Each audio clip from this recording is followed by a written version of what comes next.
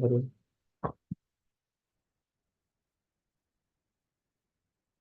जय श्री कृष्ण चैतन्य प्रभु नित्यानंद श्री अद्वैत गदाधर श्रीवासादि गौर भक्तवृंद। जय श्री कृष्ण चैतन्य प्रभु नित्यानंद श्री अद्वैत गदाधर श्रीवासादि गौर भक्तवृंद। जय श्री कृष्ण चैतन्य प्रभु नित्यानंद श्री अद्वैत गदाधर श्रीवासादि गौर भक्तवृंद।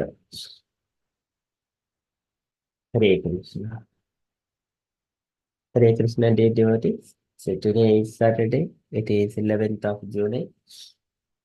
It is Ashada Masa, Vamana Masa, Krishna Paksham, and the Dwadasi Tithi. So today is fasting for Yogini Ekadasi. Okay, fasting from grains, beans, and cereals. So we shall read Ekadasi Vritakatha from iskandazeki.com. Yes, I think I shall read it. So Yudhishthira Maharaja said, O Supreme Lord, I have heard the glories of the Nirjala Ekadasi, which occurs during the late fortnight of the month of Jyeshtha, May and June. Now, I wish to hear from you about the Shuddha Ekadasi that occurs during the dark fortnight of the month of Ashada, between June and July. So kindly describe to me all about in detail. O killer of the Madhudiman, Madhusudana, the Supreme Personality of Godhead, Sri Krishna then replied, O King, I shall indeed tell you about the best of all fasting days, the Ekadasi that comes during the dark part of the month of Ashada, famous as Yogini Ekadasi. It removes all kinds of sinful reactions and awards supreme liberation. O best of kings, this Ekadasi delivers people who are drowning in the vast ocean of material existence and transports them to the shore of the spiritual world. In all the three worlds, it is the chief of all sacred fasting Ekadasi days. I shall now reveal this truth to you by narrating a history recounted in the Puranas. The king of Alakapuri, Kuvera, the treasurer of the Devas or demigods, was a steadfast devotee of Lord Shiva. He employed a servant named Hemamali as his personal gardener. Hemamali, a yaksha like Kuvera, was very lustfully attracted to his gorgeous wife, um, Surupavati, who had large enchanting eyes. Hemavali, uh, Hemamali's daily duty was to visit Mans Sarovara lake and bring back flowers for his master Kuvera. So which he would use them in the puja offerings to Lord Shiva. So one day, after picking the flowers, Hemamali went to his wife instead of returning directly to his master and fulfilling his duty by bringing the flowers for puja. Absorbed in loving affairs of a bodily nature with his wife, he forgot to return to the abode of Kuvera. O king, while Hemamali was enjoying with his wife, Kuvera had begun the worship of Lord Shiva as normal in his palace and soon discovered that there were no flowers ready to be offered in the midday puja. So the lack of such an important item angered great Koshadyaksha, treasurer of the Devas, even more. And he asked a Yaksha messenger, why has the dirty-hearted Hemamali did not come with the daily offering of flowers? Go find out exact reason and report back to me in person with your findings. The Yaksha returned and told Kuvera, oh dear Lord, Hemamali has become lost in freely enjoying coitus with his wife. Kuvera became extremely angry when he heard this and at once summoned lowly Hemamali before him. Knowing that he had been remiss and dawdling in his duty and exposed as meditating on his wife's body, Hemamali approached his master in great fear. The gardener first paid his obeisances and then stood before his lord, whose eyes had become red with anger and whose lips trembled in rage. So enraged, Kuvera cried out to Hemamali, O you sinful rascal, O destroyer of the religious principles, you are a walking offense to the Devas. I therefore curse you to suffer from white leprosy and to become separated from your beloved wife.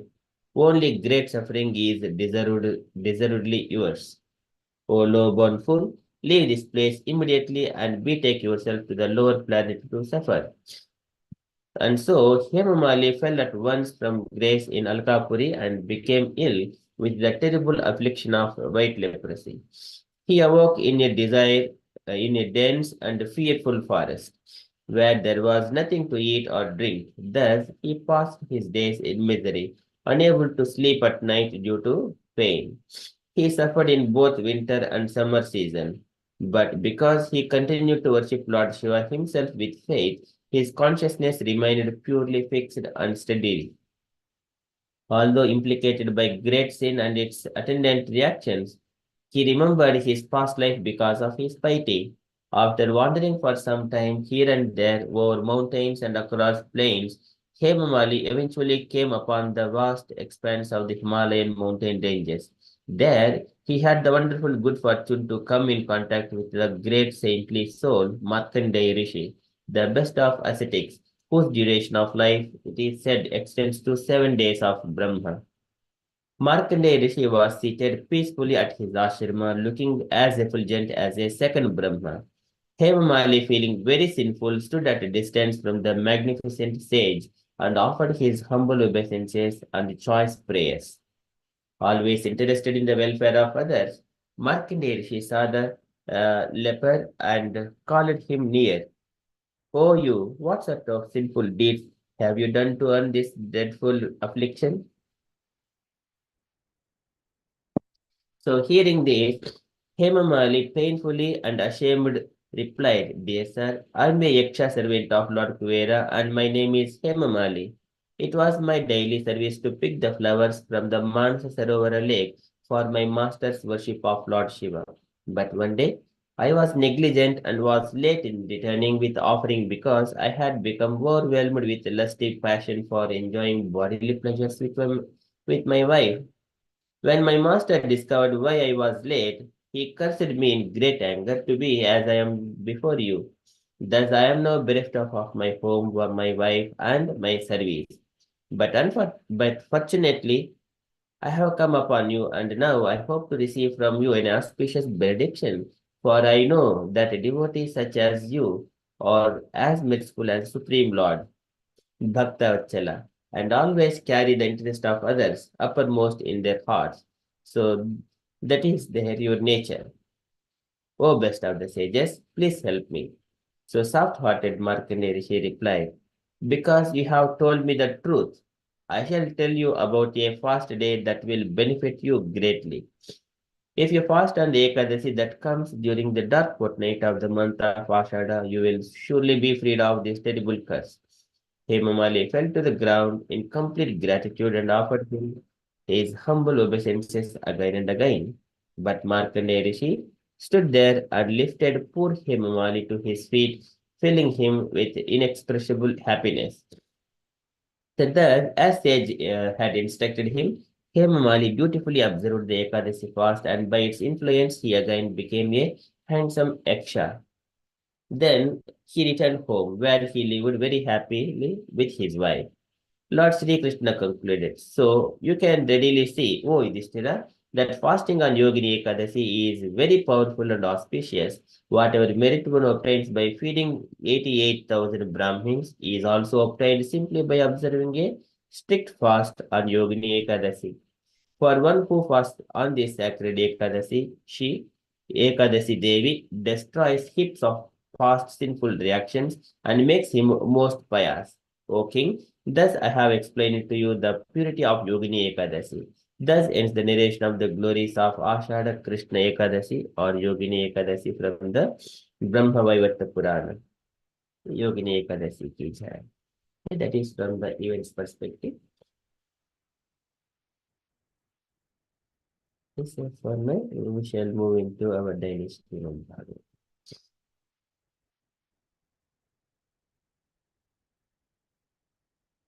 ॐ नमो भगवते वासुदेवाय ॐ नमो भगवते वासुदेवाय ॐ नमो भगवते वासुदेवाय Hare Krishna. In the Srimad Bhagavatam, So Kashyap Prajapati speaking to the Diti Maharani, who is now repenting for her mistakes, and she is uh, she is respecting everyone. Again, the demigods, the Lord Shiva, her husband, and then she understands whatever she has done. She came to the senses. So during that time, Kashyap Prajapati is saying that because of your repentance, so soon you are going to have one of the son of your sons as a devotee of the Lord, and who would expand your fame in this world. And his fame will be as good as the Supreme Personality of Godhead. In such a way, Kashyap Prajapati is pacifying Diti Maharani. कृत शोकानुतापेन सद्यः प्रत्यवमर्शनात् Pratyavamarshana, deliberating properly what the sin, what the forbidden act was committed. Diti Maharani was deliberating that one. Sadhya Pratyavamarshana, Bhagavati Gurumanacha Bhave Mayepi Chadara, and respect towards the Bhagavati, the Supreme Lord, and Bhave Mai, and Lord Shiva, and also myself. Cha Adharat, with respect. पुत्रस्य पुत्रस्यैव च पुत्राणां भवितैकः सतां गास्यन्ति यद्यशः शुद्धं भगवद्यशसा समं भगवद्यशसा समं, and he is famous also as good as the Supreme Personality of Godhead, samam, equally. Okay, that likewise, Krishna Prajapati is saying yes in the yesterday's session. So today he is mentioning, so even the great people, even the great people, they always follow in the footsteps of the Prahlad Maharaj. So Prahlad is going to be the son of Hiranyakshipu or grandson of Diti Maharani, saying that qualities of your grandchild, who is going to be son of your sons. So he started elaborating that one. So we are in the Srimad Bhagavatam, third canto, chapter 14, verse number 46.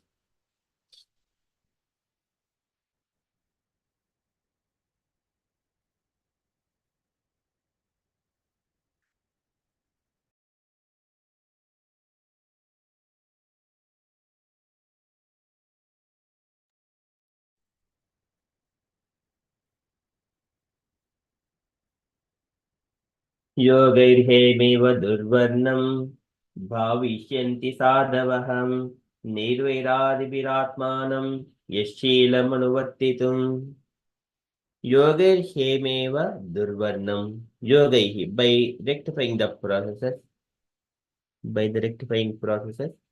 So this is yogairhemeva. Yogaihi means it is the process of purification of oneself from all contaminations, rectifying process. So previously, the living entities are pure, but when they come in contact with the material world, they are now so much of desires, kama, krodha, lobha, moha, mada, macharas, and entangled by goodness, passion, and ignorance, three material modes of nature. Now they need to free themselves from all these clutches, but we cannot practically see with our eyes. But they're all in a subtle way. They are capturing. They are.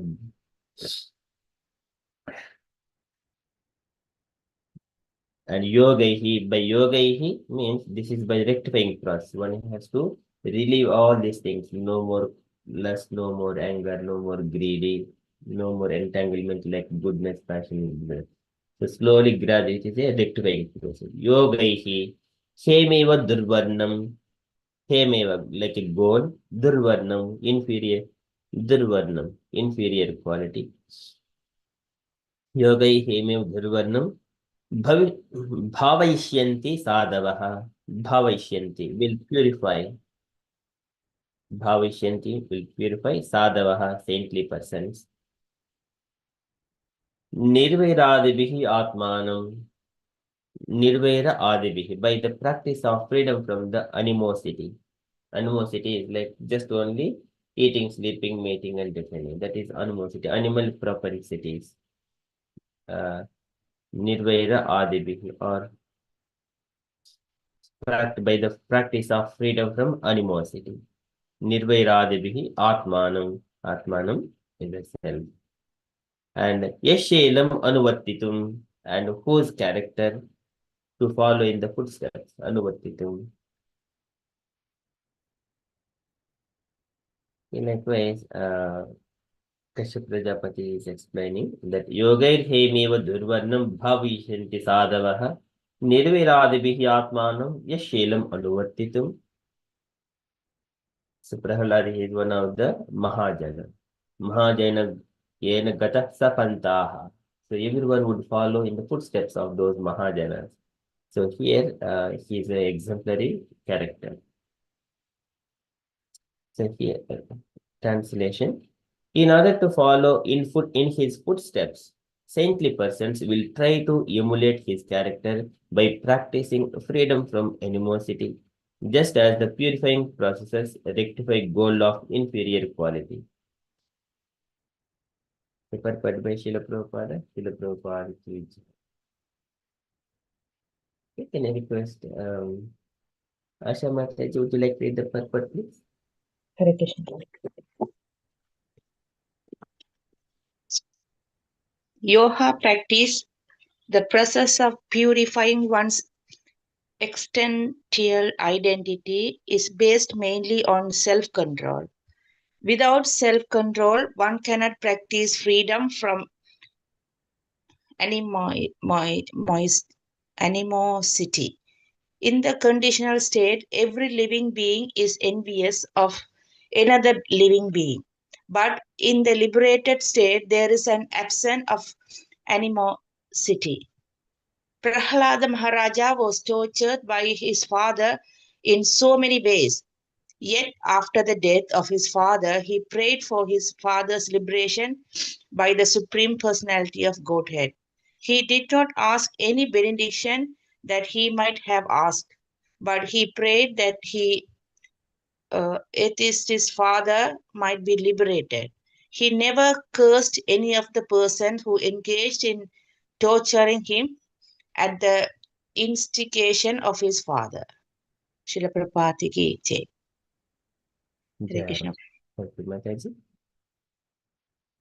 So in the purport, Srila Prabhupada mentions that yoga practice, the process of purifying one's existential identity, is based on mainly on self-control. So one would situate himself in a particular place and then practices this yoga. Jitaswasasya yoginaha, and mano achirat syad virajam जितश्वासस्य योगिनः वायुग्निभ्यां यतालोहं ज्ञातं त्यजति वै मलम्. So just like the gold, whenever it is mixed with all other impurities, and the goldsmith, he will make that one properly by blowing the air, and there is a separate process. And the pure gold, it is separated.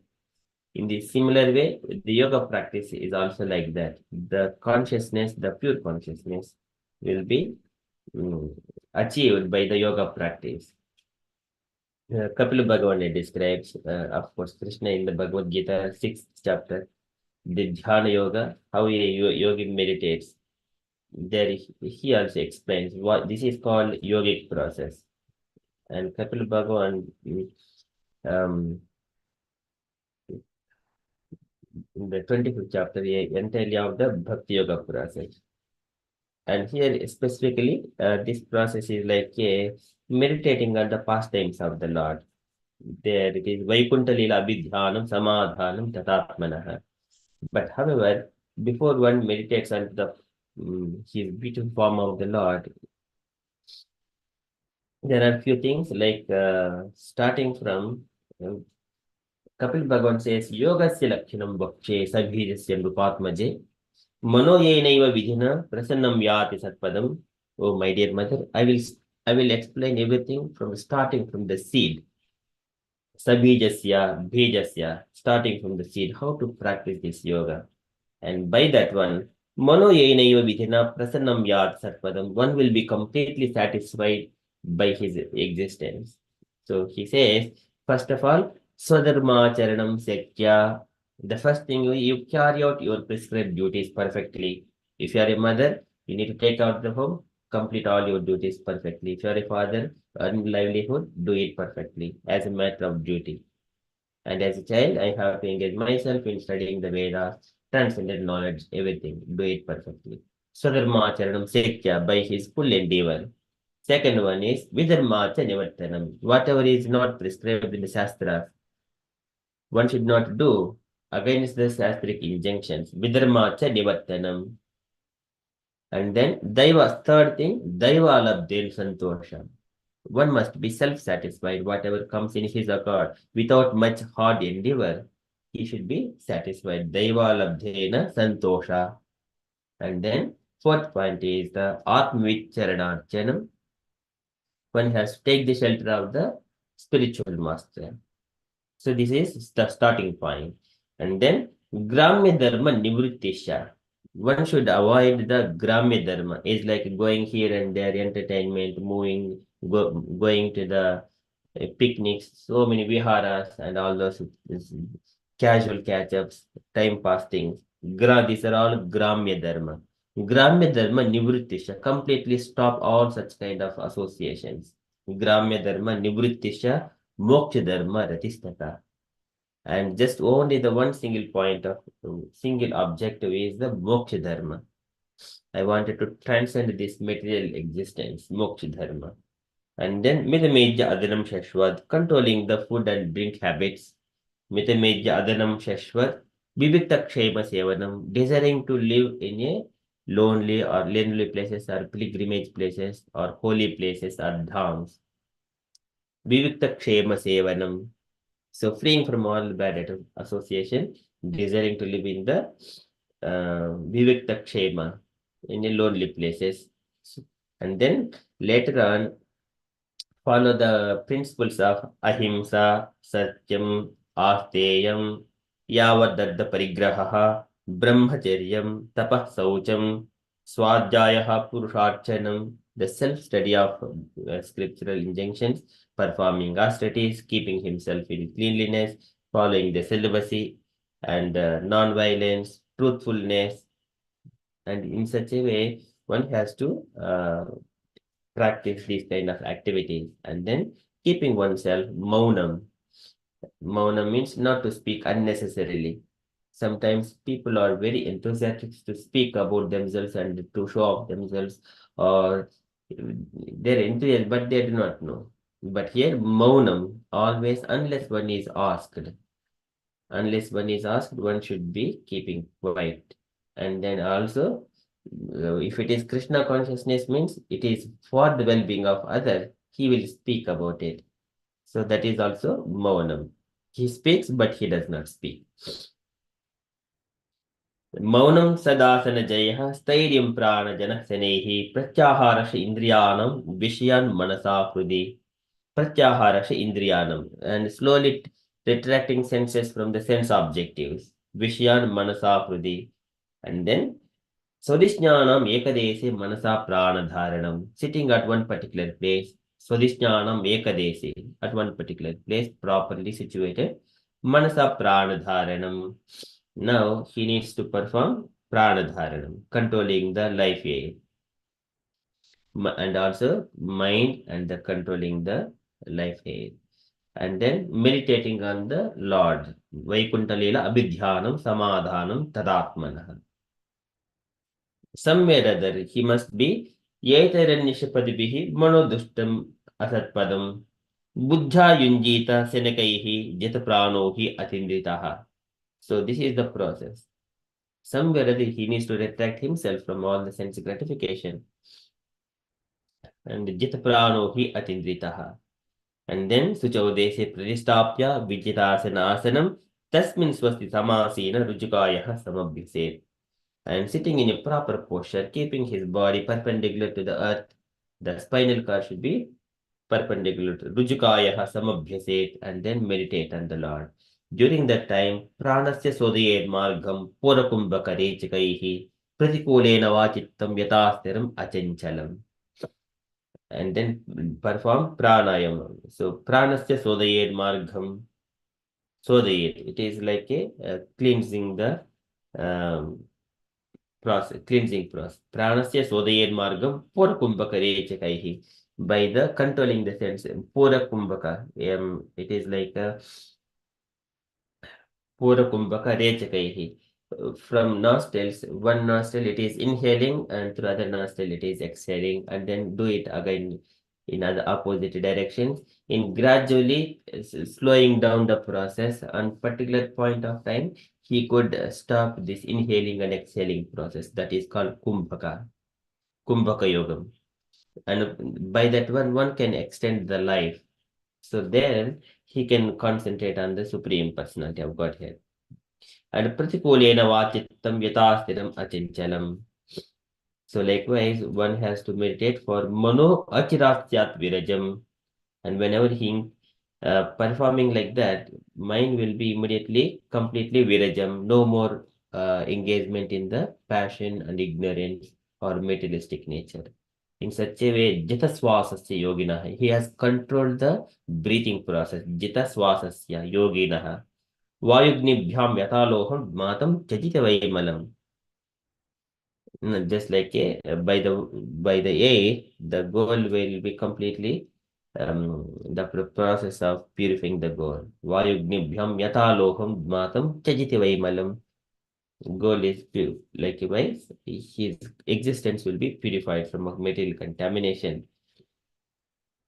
So there he says, Pranayamaihi Dahed Dhoshan Dharana Bishi Kilbishan Pratyaharena Samsargan Jnanena Anishwaran Gunan. What happens? Pranayamaihi Dahed Dhoshan. By the pranayama, Dahed Dhoshan, all of the sinful things will be burned to the ashes, sinful activities by pranayama. Dahed Dhoshan and all the false. Dharana Bisha Kilbishan, the false, and the Dharana Bisha Kilbishan. Kilbishan is the sinful, and Doshan is the false. Dharana Bisha Kilbishan. Pratyaharana Samsargan. By Pratyahara means controlling the senses, slowly retracting from the sense gratification. Pratyaharena Samsargan. And then Dhyana. Dhyanena Anishwaran Gunan. By meditating on the Supreme Lord, one would transcend the three material modes of nature. Okay. And then likewise, once into that position, Yada Manaha Swam Yogena Susamahitam Kastam Bhagavatodhyayat Swanasagra Avalokanaha. Now he has now completely coming to that position, meditating on the Lord. That is starting point. Kastam Bhagavatodhyayat, keeping his eyesight on the tip of the nose, Swanasagra Avalokanaha. Nasagra Avalokanaha. Then Kastam Bhagavatodhyayat, he needs to meditate on the beautiful form of the Lord. So that means this yogic process, it brings to cleansing and then meditation onto the beautiful form of the Lord. So this is the called yoga practice. This is purifying one's existential identity. Is based on self-control, and without self-control, one cannot practice freedom from animosity.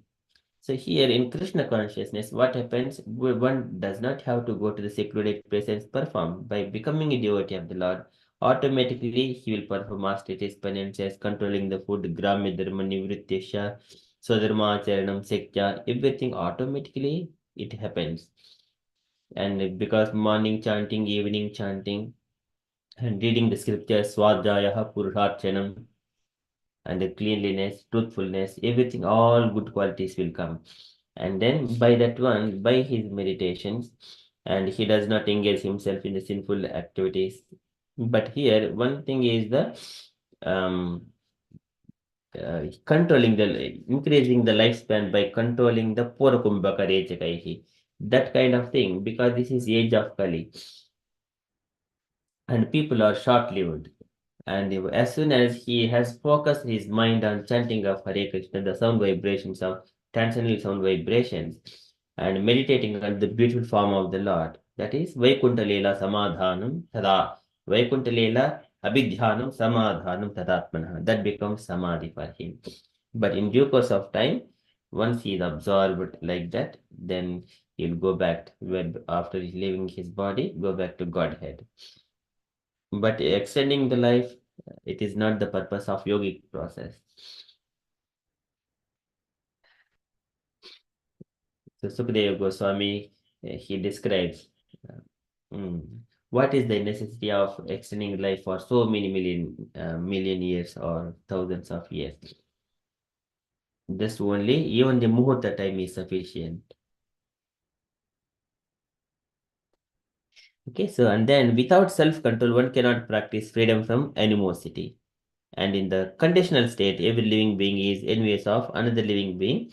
But in the liberated state, there is an absence of animosity. So Atmavat Sarvabhuteshu means one would see himself in other living entities as a reflections. That is the liberated state. Atmavat Sarvabhuteshu. But Prahlad Maharaj was tortured by his father in so many ways. Yet, after the death of his father, he prayed for his father's liberation by the Supreme Personality of Godhead.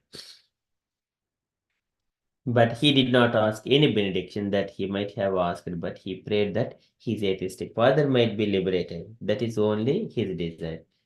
Otherwise, Prahlad Maharaj is self-sufficient.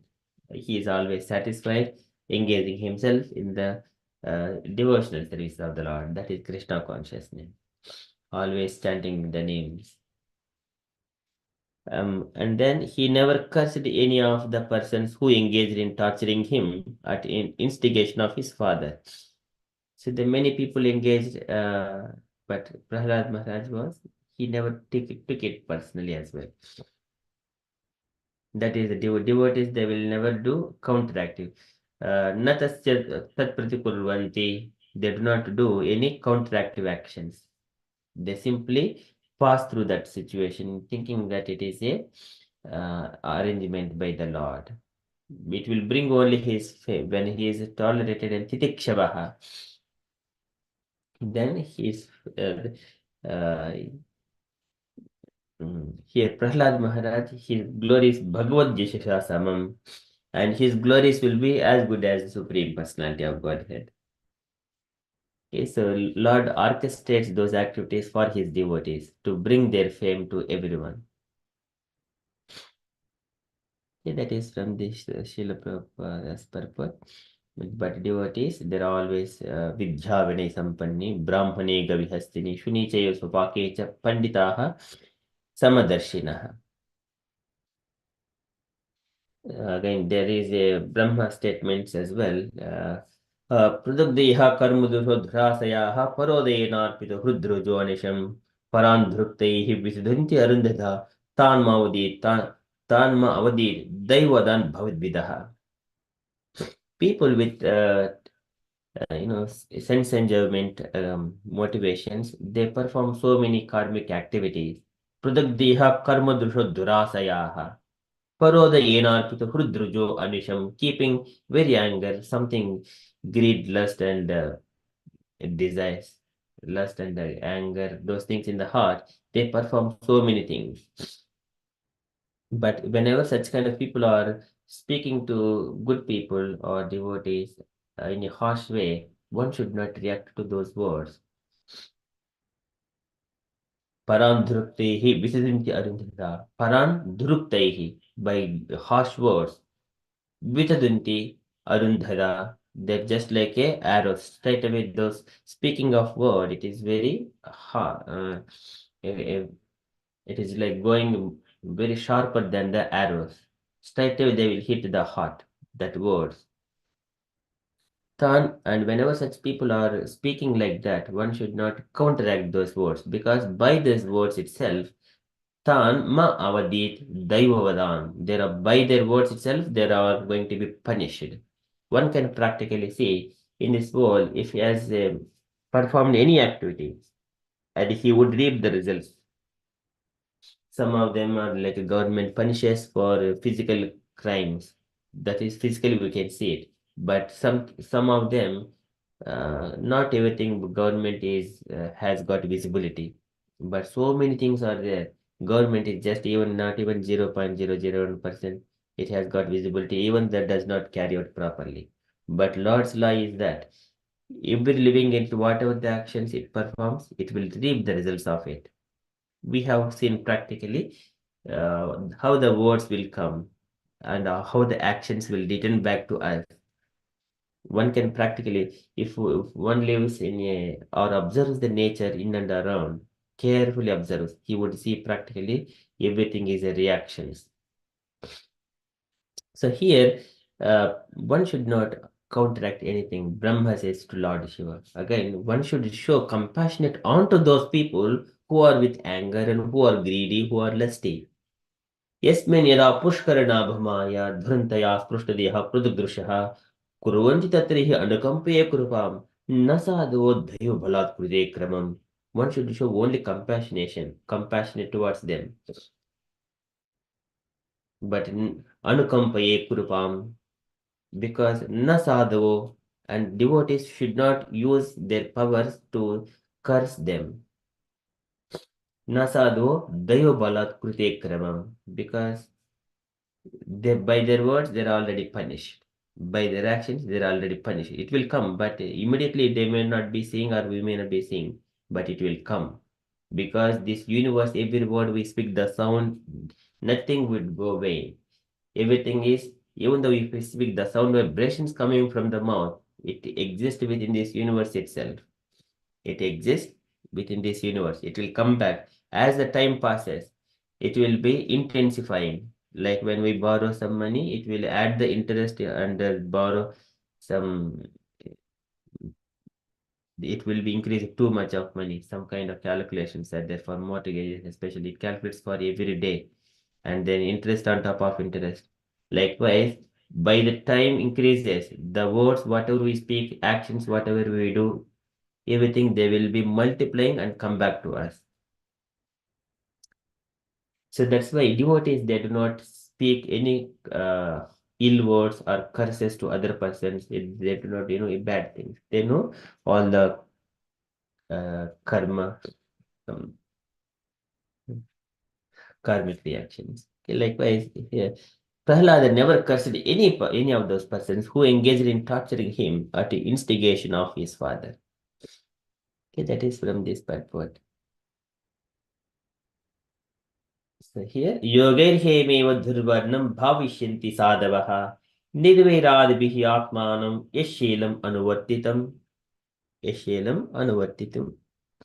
Okay, can I request devotees for the recitation of line by line, please?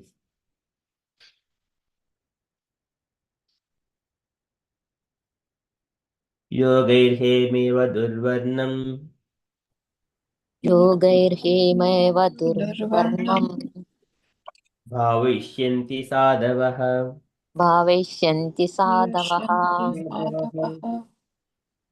निर्वैरादिभिरात्मानम् निर्विराजात्मानम् यशीलमनुवर्तितुम् यशीलम् अनुवर्तितम् Okay. योगैर्हेमेव दुर्वर्णम् योगैर्हेमेवेत दुर्वर्णम् भावयिष्यन्ति साधवः भावयिष्यन्ति साधवः निर्वैरादिभिरात्मानम् निर्वैरादिभिः आत्मानम् यशीलमनुवर्तितुम् यशीलम् अनुवर्तितम् Once more. योगैर्हेमेव दुर्वर्णम् योगैर्हेमेव दुर्वर्णम् भावयिष्यन्ति साधवः भावयिष्यन्ति साधवः निर्वैरादिभिरात्मानम् निर्वैरादिभिरात्मानं यशीलम् अनुवर्तितुम् यशीलम् अनुवर्तितम्. Thanks. Can I request the Lalita Mataji, would you like to go first?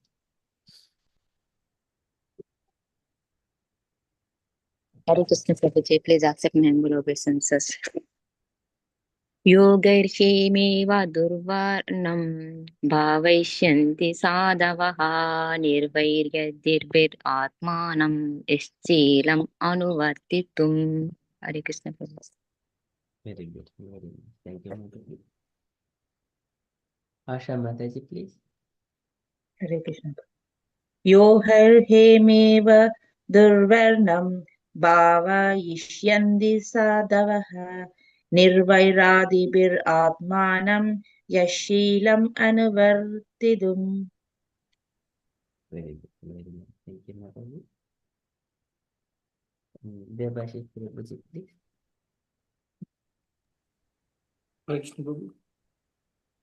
Yagirhima durbirnam Bhavashaniti Shatmavaha Nirvar Advir Atmanam Yachilam Anuvartitam. Very good.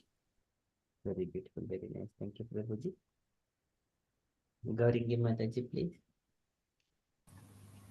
Hare Krishna Prabhuji. Yogair hemewa durvanam bhavayisyanti sadavaha nirvairadi viratmanam yachilam anuvartitum. Hare Krishna. Very nice. Thank you, Mataji. Usha Mataji.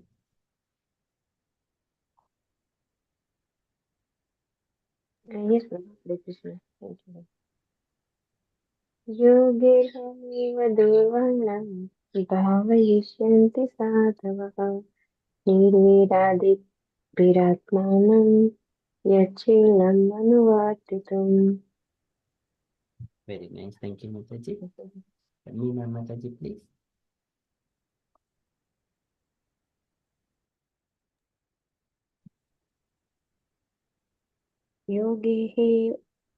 योगेहेवमेव दुर्वर्णं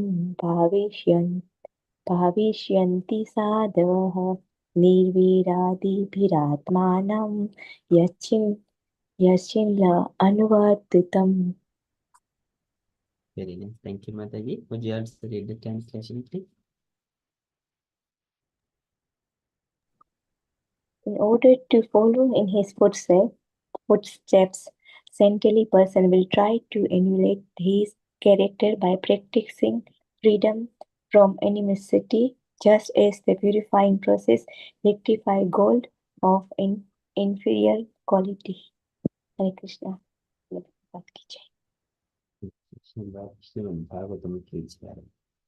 That is from Srimad Bhagavatam. Yogairhemeva durvarnam bhavashyanti sadavaha nirvairadibhiratmanam yashyelam anuvartitum.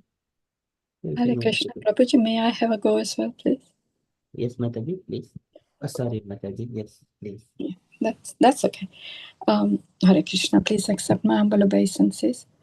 योगैर्हेमैव दुर्वर्णं भाविष्यन्ति साधवः निर्वैरतिभिरात्मानं यच्छीलम् अनुवर्तितम्. Yeah, not quite good. Sorry. Shall I go again, please? Yes, Mataji. I think I made many mistakes. योगैर्हेमेव दुर्वर्णं भावयिष्यन्ति साधवः निर्वैरादिभिरात्मानं यच्छीलम् अनुवर्तितम्. Sorry, thank you. Very nice. Thank you, Mataji. That is from Srimad Bhagavatam. We should have to select the father's daily letter.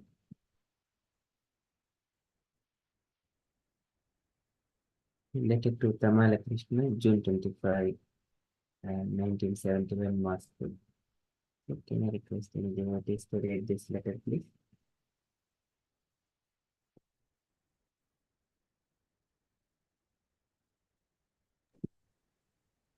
Krishna Prabhu. Yes, Mataji, please. Dear Tamal Krishna, please accept my blessing. I beg to acknowledge the receipt of your letter dated 16 June 1971 and have noted the contents. We have come to Moscow on the 20th instant instead evening, and I am staying at the above hotel. The place is certainly situated amongst important buildings of Moscow. Yesterday afternoon we had a tour for 3 hours to see respective important places. The city is well planned. There are big houses and roads, and at daytime the streets are busy with buses, cars, and underground trains, which are far better than American or English.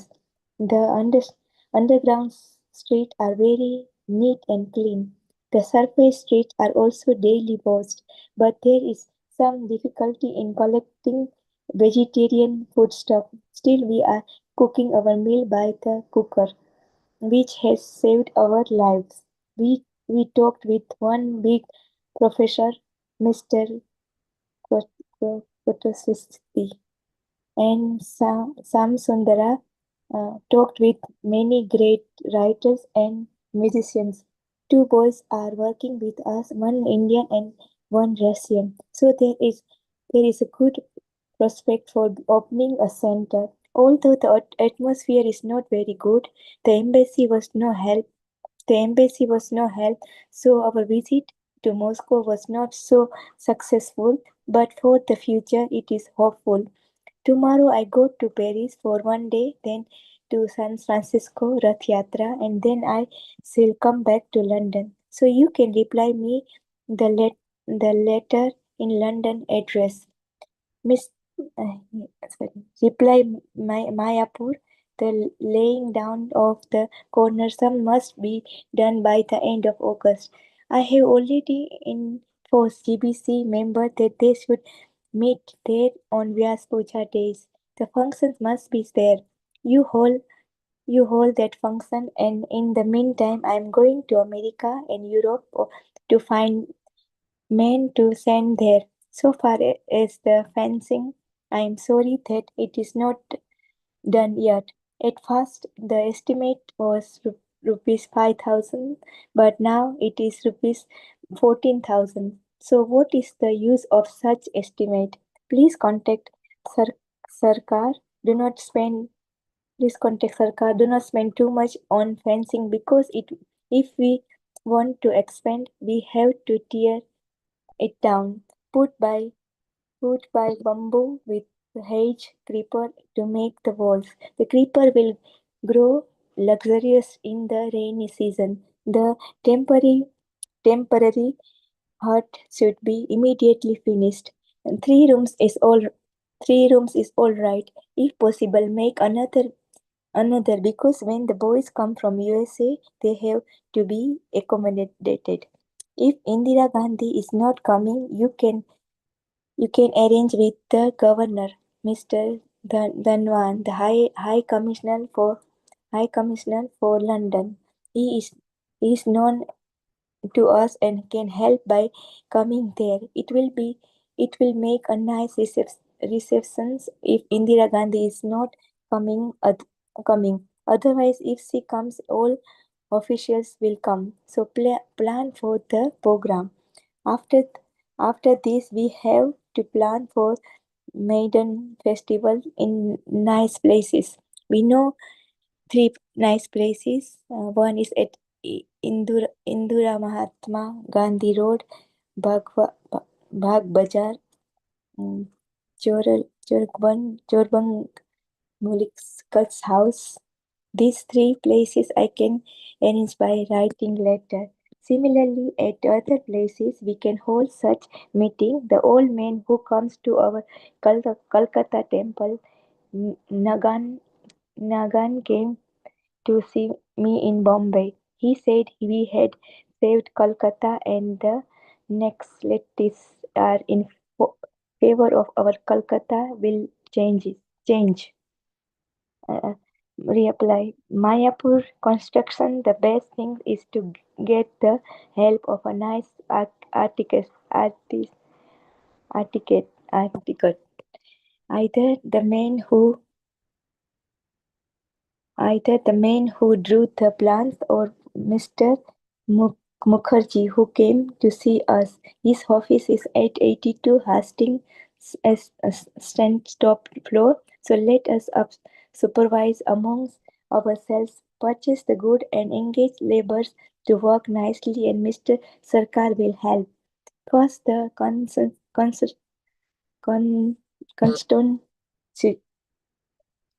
cornerstone should be laid down and on an auspicious day. Construction should begin. You can arrange for collecting funds and materials for construction very easily in Calcutta.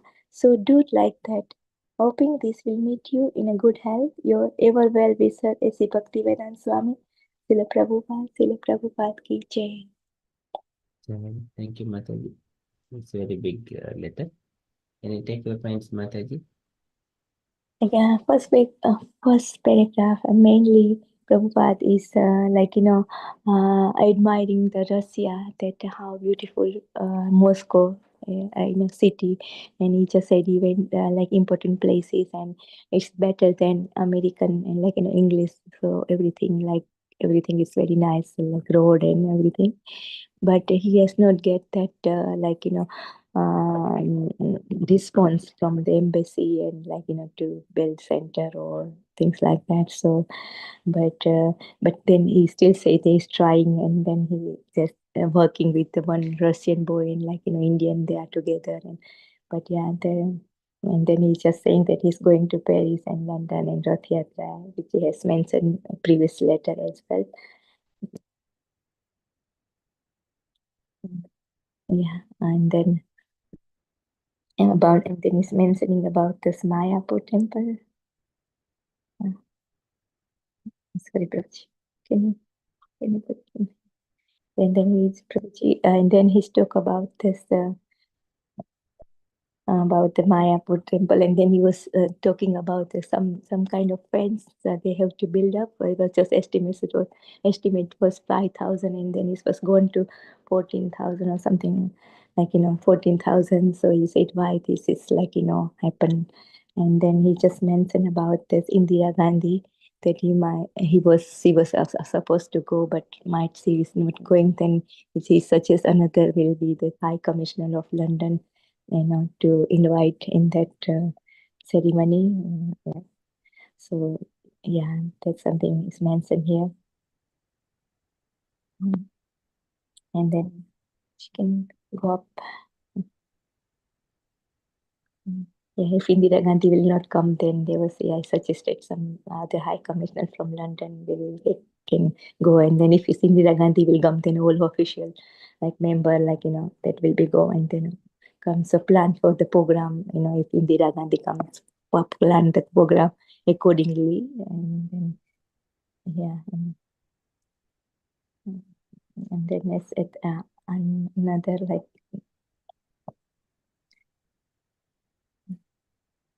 uh, yeah, so he says Mayapur temple may be best thing to get the help from the artist, art, architect, architects. Yeah, so good art, and then um, and then just asking them to work nicely over there, and I think yeah, that's something I just understand. Um, Hare Krishna. Thank you, Mataji. yeah. It's from Srila Prabhupada's letter.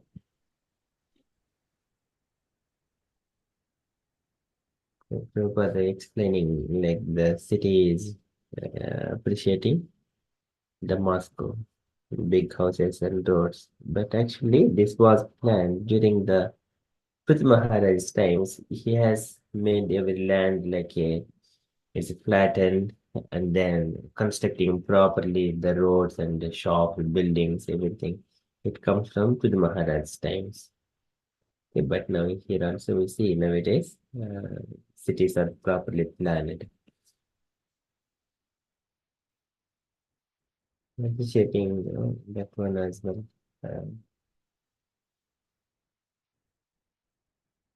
So,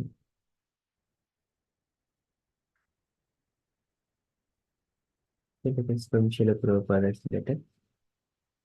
There are many points as well. Again, admin points, but everything is detailed and elaborately explaining.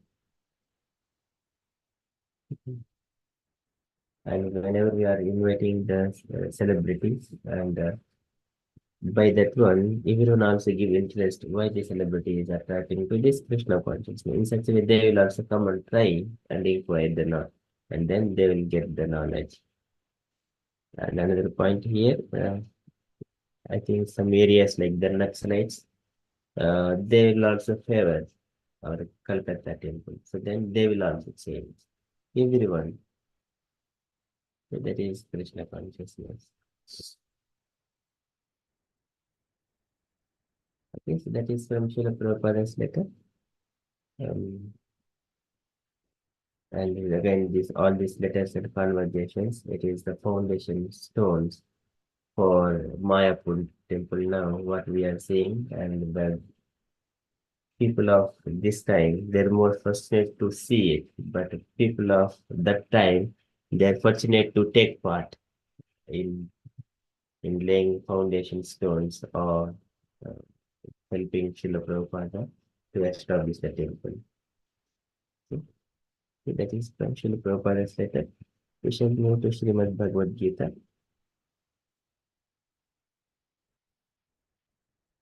It's in the Srimad Bhagavad Gita. Sanjay is narrating about Arjuna's condition in the Kurukshetra battle. Arjuna is saying to Krishna that, "Oh Krishna, so my body is quivering, I am getting tremble, my mouth is drying up by looking at all the family members in the Kurukshetra battle, and my hair is standing, and the Gandiva is slipping from my hands. The skin is burning. I could not stand here anymore. My smriti is bewildering. I'm forgetting myself. I only see inauspicious things. So Nachasaknomi avastatam bhamati vache me manaha. Nimittani cha pasyami viparitani Keshava. I am only seeing viparitas, all the inauspicious things. O Keshava. So likewise, Arjuna submitting himself to Krishna by his unable condition. And then further, he is extending his inabilities that he does not see any auspiciousness for himself. He does not see any auspiciousness for himself by killing his own people. So, O Krishna, I do not want any of this victory or nor the kingdom. And how they would give the happiness to me? How does that victory will give happiness to me, O Krishna? Even the kingdom, if I get, when I have killed all my family members, with whom I would share all these opulences and happiness. So I did not see any auspiciousness for me. Likewise, Arjuna started speaking. So far, he says only nimittani cha pasyami viparitani, all inauspicious things. And what are those inauspicious things? He will elaborate a few, one after another. To start, we are in the Srimad Bhagavad Gita, chapter 1, verse number 31.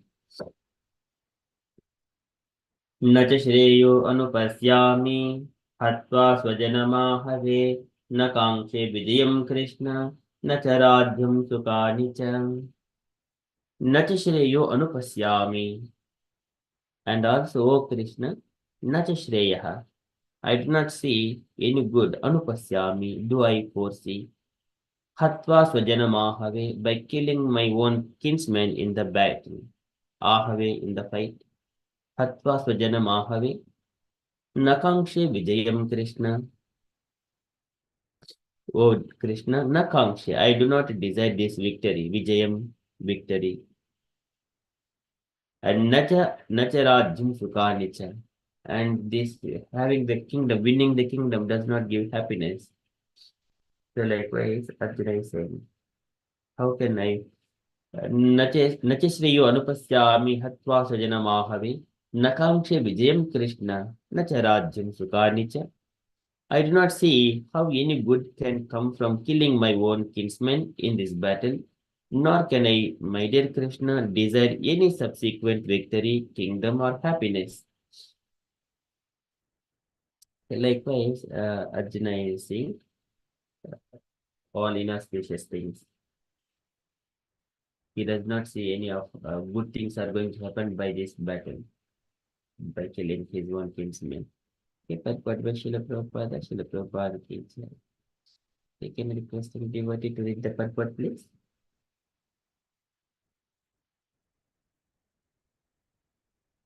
May I, Prabhuji? Yes, Mataji. Yeah. Hare Krishna. Without knowing that one's self-interest is in Vishnu or Krishna, conditioned souls are attracted by bodily relationships, hoping to be happy in such situations. In such a blind conception of life, they forget even the causes of material happiness. Arjuna appears to have even forgotten the moral codes for a Kshatriya. It is said that two kinds of men, namely the Kshatriya who dies directly in front of the battlefield under Krishna's personal orders, and the person in the renounced order of life who is absolutely devoted to spiritual culture, are eligible to enter into the sun globe, which is so powerful and dazzling. Arjuna is reluctant even to kill his enemies, let alone his relatives. He thinks that by killing his kinsmen, there would be no happiness in his life, and therefore he is not willing to fight, just as a person who does not feel hunger is not inclined to cook. He has now decided to go into the forest and live a secluded life in frustration. But as a Kshatriya, he requires a kingdom for his subsistence, because the Kshatriyas cannot engage themselves in any other occupation. But Arjuna has no kingdom. Arjuna's sole opportunity for gaining a kingdom lies in fighting in his cousins and brothers and lies in fighting with his cousins and brothers and reclaiming the kingdom inherited from his father, which he does not like to do. Therefore, he considers himself fit to go to the forest to live a secluded life of frustration. Hare Krishna, Srila Prabhupada ki jai. Thank you, Mataji. So this is Prabhupada is mentioning one's real interest, self-interest is in Vishnu. But people, they do not know. Nate viduhu swadagatim ki Vishnu. Nate viduhu swadagatim ki Vishnu. Durasayaye bahiradhamanaha. Durasayaye bahiradhamaninaha. So, anda yatanthe upaniyamana. They are conditioned by strong ropes of this material nature. Gurudhamni Baddaha. And but because of those things, Nate Viduhu, they do not know what is they said. Nate Viduhu Swadha Gatimhi Vishnu. The real interest in the Vishnu itself. One's self-interest is in Vishnu, Krishna. So conditioned souls are attracted by bodily relationships, hoping to be happy in such situations. Everyone are trying in their own ways how best we can be happy. That is what they do. But real thing is in the Vishnu only, but not otherwise. This is the called like Andayatanthed Upaniyamana. So in such a blind conception of life, Andahi conception of life, they forget even the causes of material happiness. Even they forget even the causes of material happiness. Material happiness, what is the source for material happiness? When things are being properly organized and without any disturbances, that is following Varnashrama Dharma. Varna Dharma is coming again. Krishna describes that again. What is the purpose of Samsiddhir Haritoshanam? Atah Pumbid Vijisreshta Varnashrami Bhagashaha Swadhistasya Dharmasya Samsiddhir Haritoshanam. Everything is for the pleasure of the Lord. By that one would also attain uh, his best. So he would expect material happiness. So he can expect material happiness by rendering himself, by keeping himself in the devotional service to Krishna or Vishnu. They forget. But Arjuna appears to have even forgotten the moral codes for Kshatriya. It is said that two kinds of men, namely the Kshatriya who dies directly in front of the battlefield, under the Krishna's personal orders, and the person in the renounced order of life who is absolutely devoted to spiritual culture are eligible to enter into the sun globe, which is so powerful and dazzling. So Brahmanas and Kshatriyas, so they, by following their duties, individual duties, they will be able to attain this, enter into the sun globe, which is so powerful. Just by following, though their activities are different, by carrying out their duties.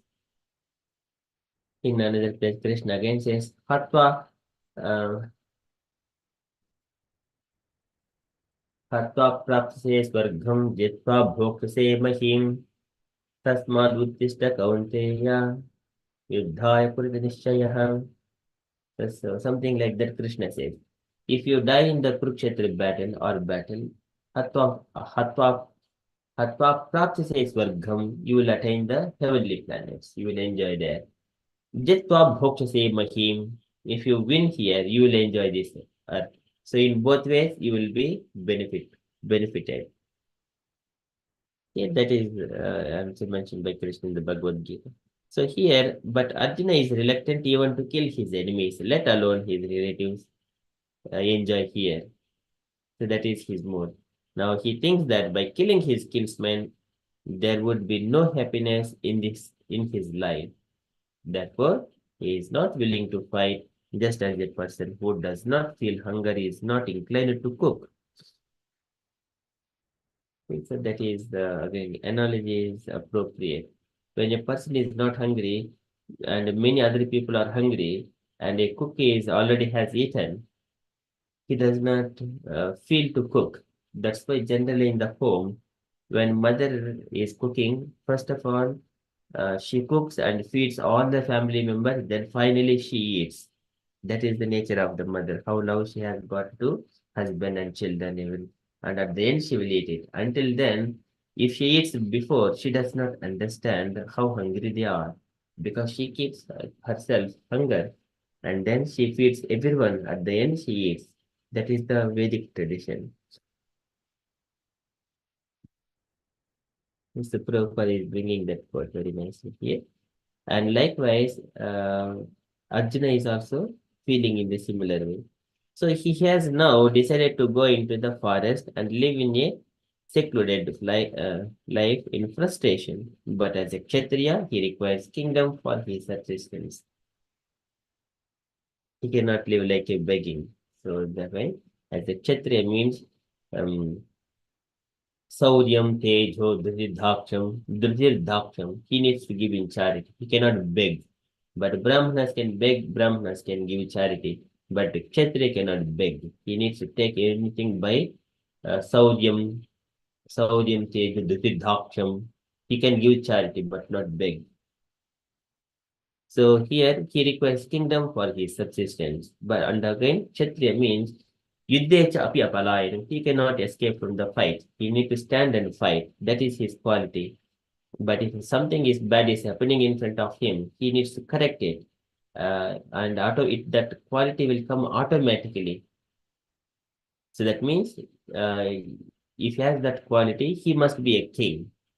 And if he wanted to be a king, he must fight. Because the Kshatriyas cannot engage themselves in any other occupation. But Arjuna has no kingdom. So Arjuna's sole opportunity for gaining a kingdom lies in fighting with his cousins and brothers and reclaiming the kingdom inherited from his father, which he does not like to do. Therefore, he considers himself fit to go to the forest to live in a secluded life of frustration.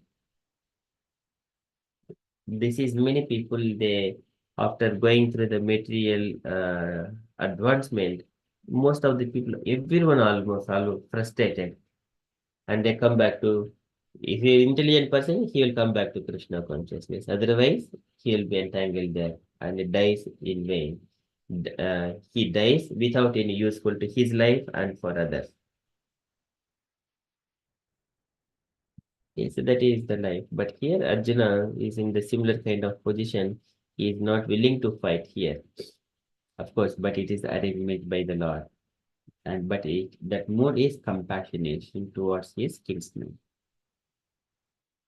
So Nakaseyo Anupasyami Hatva Sujanamakavi. न कांक्षे विजयं कृष्ण न च राज्यं सुखानि च. Very beautifully Arjuna is mentioning here, submitting himself. Okay, so we shall go and recite Srimad Bhagavad Gita shlokas as we have gone through.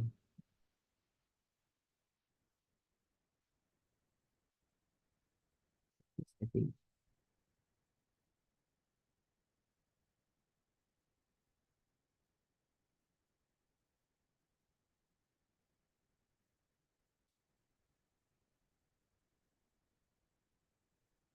from 25 shloka to 31 shlokas, there were 7 shlokas to be recited from Sunday to today. And can we request devotees to get on to recite? Can we request who would like to go first? Anyone who wanted to go early? So May I please, go first, Prabhu? it's my turn. Please. Thank you, Prabhu.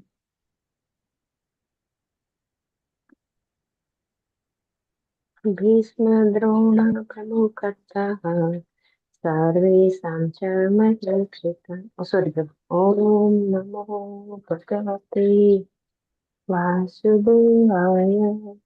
ॐ नमो भगवते वासुदेवाय.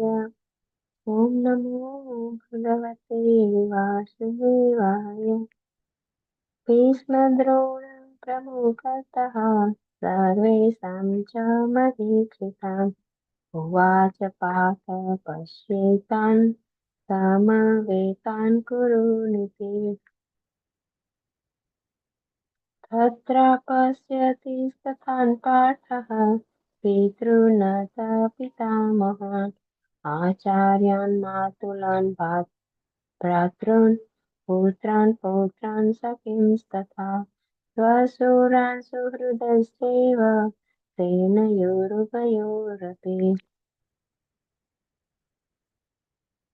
तान् समीक्ष्य स कौन्तेयः सर्वान् बन्धूनवस्थितान् कृपया परयाविष्टो विषीदन्नेन्दमब्रवीत्. अर्जुन उवाच दृष्टैमं स्वजनं कृष्ण योयुत्सं समुपस्थितं विदन्ति मम गात्राणि मुखं च परिशुष्यति. वेपयुक्तश्च शरीरे मे रोमहर्ष च जायते गाण्डीवं संसृते हस्तात् त्वक्चैव परिदह्यते. न च शक्नोमि अवस्थातुं भ्रमतीव च मे मनः निमित्तानि च पश्यामि विपरीतानि केशव. न च श्रेयो अनुपश्यामि हत्वा स्वजनम् आहवे न काङ्क्षे विजयं कृष्णं न च राज्यं सुखानि च. Thank you, Hare Mata. Krishna. Thank you. Very beautiful. Okay, can you bring me the devotee, please?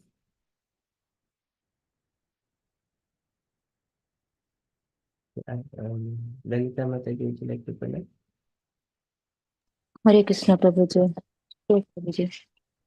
Om Namo Bhagavate Vasudevaya. Om Namo Bhagavate Vasudevaya. Om Namo Bhagavate Vasudevaya. भीष्मद्रोण प्रमुखतः सर्वेषां च महीक्षिताम् उवाच पार्थ पश्चातान् समवेतान् कुरुनिति. तत्र पश्यस्थितान् पार्थः पितॄन् पितामहान् आचार्यान् मुतालान् भ्रातॄन् पुत्रान् पौत्रान् सखींस्तथा स्वसुरान् सुहृदक्षैव सेनयोर्पूर्वयोरपि. तान् समीक्ष्य कौन्तेय सर्वान् बन्धूनवस्थितान् कृपाया पर्याविष्टो विषीदन्निदमब्रवीत्.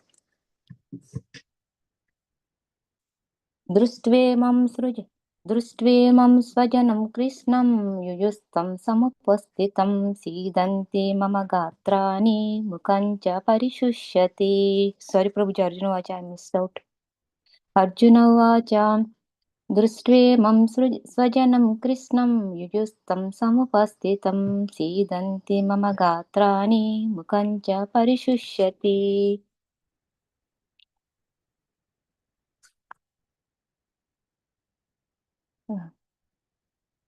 वेपतुक्षा शरीरमे रोमहर्षक्ष जायते गाण्डीवं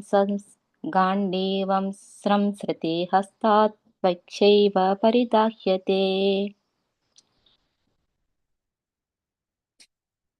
न च शक्नोम्यवस्थातुं भ्रमतीव च मे मानः निमित्तानि च पश्यामि विपरीतानि केशव.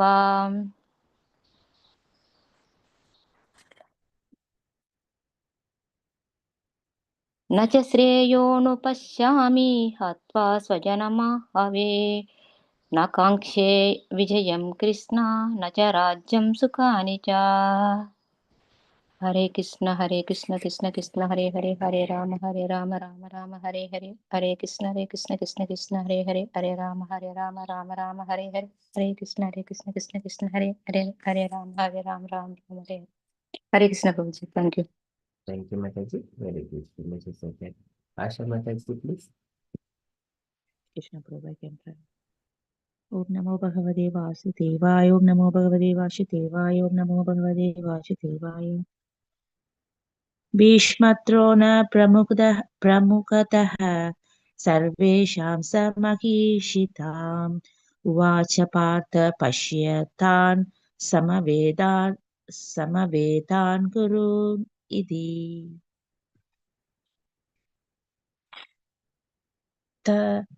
तत्र पश्यस्थितिदान् पार्थः पितॄन् अदपितामहान् आचार्यान् मातुलान् प्राक्रून् पुत्रान् पौत्रान् सहिंस् तदा स्वशूरान् सुकृदशैव सेनयोरुभयोरपि तान् समीक्ष्य स कौन्तेयः सर्वान् बन्धूनवस्थितान् कृपया परयाविष्टो विषीदन्निदम् अब्रवीत्. अर्जुन उवाच दृष्ट्वेमं सर्वजनं कृष्णयुजुत्सुं समुपस्थितं सीदन्ति मम गात्राणि मुहं स च भरिष्यति. वेपतुश्च शरीरे मे रोमहर्षस्य जायते काण्डीवं स्रंशते हस्तात् त्वक्शैव परिदहयते.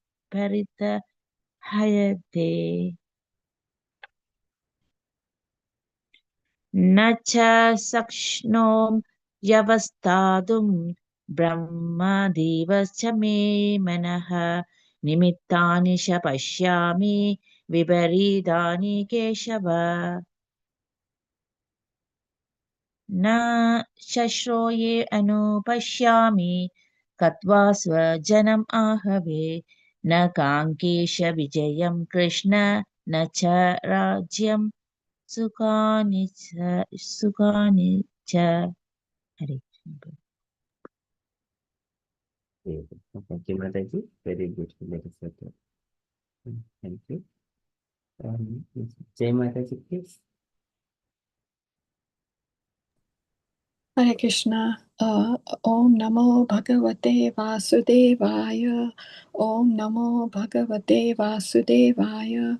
Om Namo Bhagavate Vasudevaya. Bhishmadrona Pramuktaha Sarvesham cha Mahikshitaam Uvacha Partha Pashyaitan Samvetan Kuruniti. तत्रापश्यत् स्थितं पार्थः पितॄन् अथ पितामहान् आचार्यान् मातुलान् भ्रातॄन् पुत्रान् पौत्रान् सखींस्तथा स्वाशुरान् सुहृदश्चैव सेनयोरुभयोरपि तान् समीक्ष्य स कौन्तेयः सर्वान् बन्धून् अवस्थितान् कृपया परयाविष्टो विषीदन् इदम् अब्रवीत्। अर्जुन उवाच दृष्टवेव मम स्वजनं कृष्ण युयुत्सुं समुपस्थितं सिदन्ति मम गात्राणि मुखं च परिशुष्यति वेपाथुश्च शरीरे मे रोमहर्षश्च जायते गाण्डीवं श्रमसते हस्तात् त्वक् चैव परिधायते न च शक्नोमि अवस्थातुं ब्रह्मतीव च मे मनः निमित्तानि च पश्यामि विपरीतानि केशव न च श्रेयोनुपश्यामि हत्वा स्वजनम् आहवे न काङ्क्षे विजयं कृष्ण न च राज्यं सुखानि च हरे हरे हरे कृष्णा कृष्ण कृष्ण हरे हरे हरे राम राम राम हरे हरे. Is that okay, Prabhuji? Or two more times? Thank Mataji. It is very beautiful. Thank you. Thank you so much. Meena Mataji, please.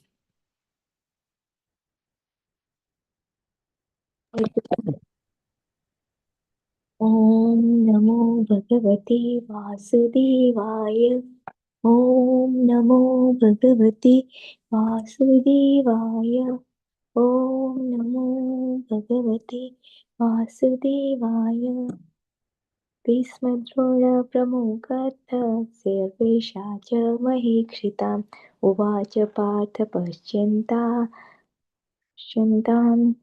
समवेता कुरुनिति तत्र पश्यन् स्थिता पार्थ पितॄन्नथ पितामहान् आचार्यान् मातुलाभात् पुत्रा पौत्रा सखीस्तथा स्वसुरा सुहृदश्चैव उभयोरपि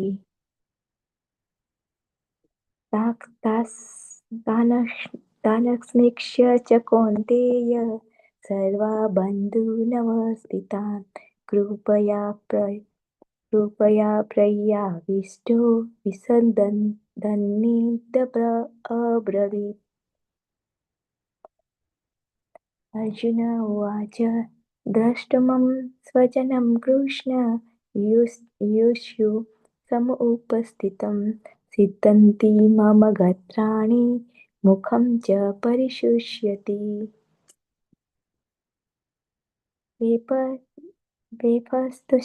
वेपस्तुश्च शरीरे मे रोमहर्षश्च जायते गाण्डीवं संसन्ते हस्तात् त्वक्चैव परिदृह्यते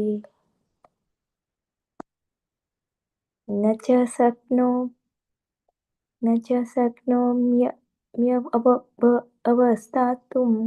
ब्रह्मतीव च मे मनः निमित्तानि च पश्यामि विपरीतानि Keshav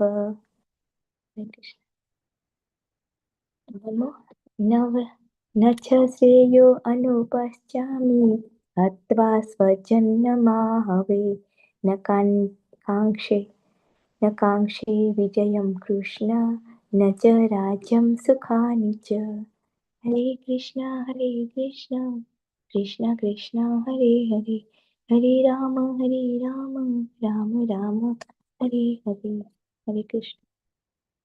Yes, that's very beautiful. Thank you, Mataji. Garangi Mataji, please. Hare Krishna Prabhuji. Okay. भीष्मद्रोणा प्रमुखतः सर्वेषां च महीचिताम् उवाच पार्थ पश्यैतान् समवेतान् कुरु नीति तत्र पश्यति स्थितान् पार्थ पितॄनाथ पितामहान् आचार्यान् मातुलान् भ्रातॄन् पुत्रान् पौत्रान् सखीस्तथा श्वशुरान् सुहृदश्चैव सेनयोरुभयोरपि तान् समीक्ष्य स कौन्तेयः सर्वान् बन्धून् वस्थितान् कृपया परयाविष्टो विषीदन्निदमब्रवीत्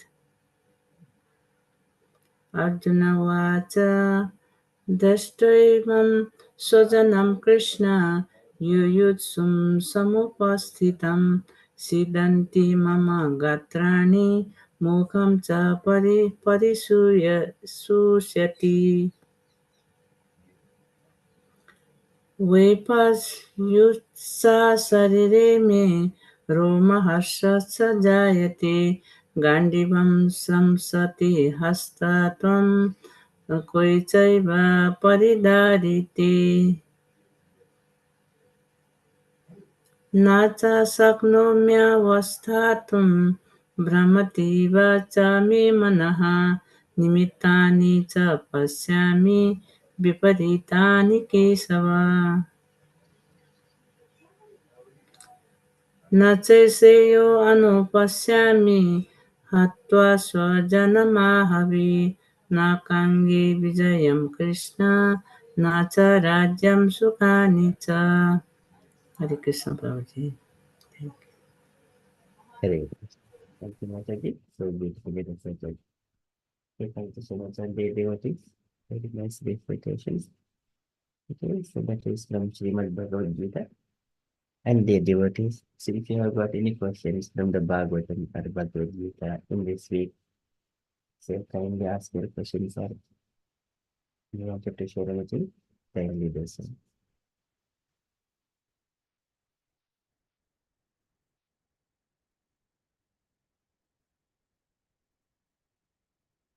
Sorry, Prabhuji, did you say Bhagavatam questions from this week? Yes, yes, Oh, ma'am. okay. Exactly. So from Monday to Friday, you don't get a chance to ask questions. If you have got any questions, kindly ask questions in this today, please.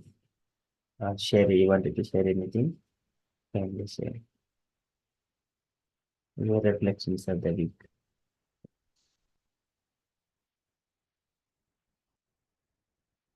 Lalita Mataji.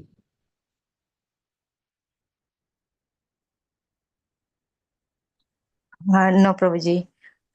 Prabhuji, one quick thing. మీరు కుంభకం పూరకం you said, right? Yes. Okay, for concentration of and to meditate the God. Yes. Okay, so on that, one question. So, like we will be chanting, right? We will not follow the concentration and do meditate on the God. Just will chant. Will keep center of the God is in our center, then we'll do that. But we're not doing that, right? And in Bhagavad Gita, in one of the chapter, Astanga Jnana something, there is a discussion, right? Prabhu, there they said like the people who does meditate like that and equal to chanting of Krishna Maha Mantra. So I'm a bit confusion. So which is the right way? So the people who to reach that stage, the people usually meditate like Purakam, Kumbhakam, and then the stages Rastanga Jnana Yoga, then you perform, then you will reach my stage. So in order to reach abode, but at the same, so is equivalent to Maha Mantra. So that's what I was a bit confused. Which is the, is it to reach that stage we have to follow all these Ashtangas, Dhyana Yoga, and as well as concentration, or it's the other way? It's like different paths both. So here, two kinds of people. One is the people sitting in secluded place. And Yeah. if you meditate, that is one person, and another person who is residing in the society, and then execute the this is yogic process. This is bhakti yoga. Krishna, after describing dhyana yoga, there at the end he says, Yoginam pi sarvesham madgate nantratmana shraddhavan bhajite yomam samayukta tamomataha. Out of all the yogis, my devotee is the best, topmost.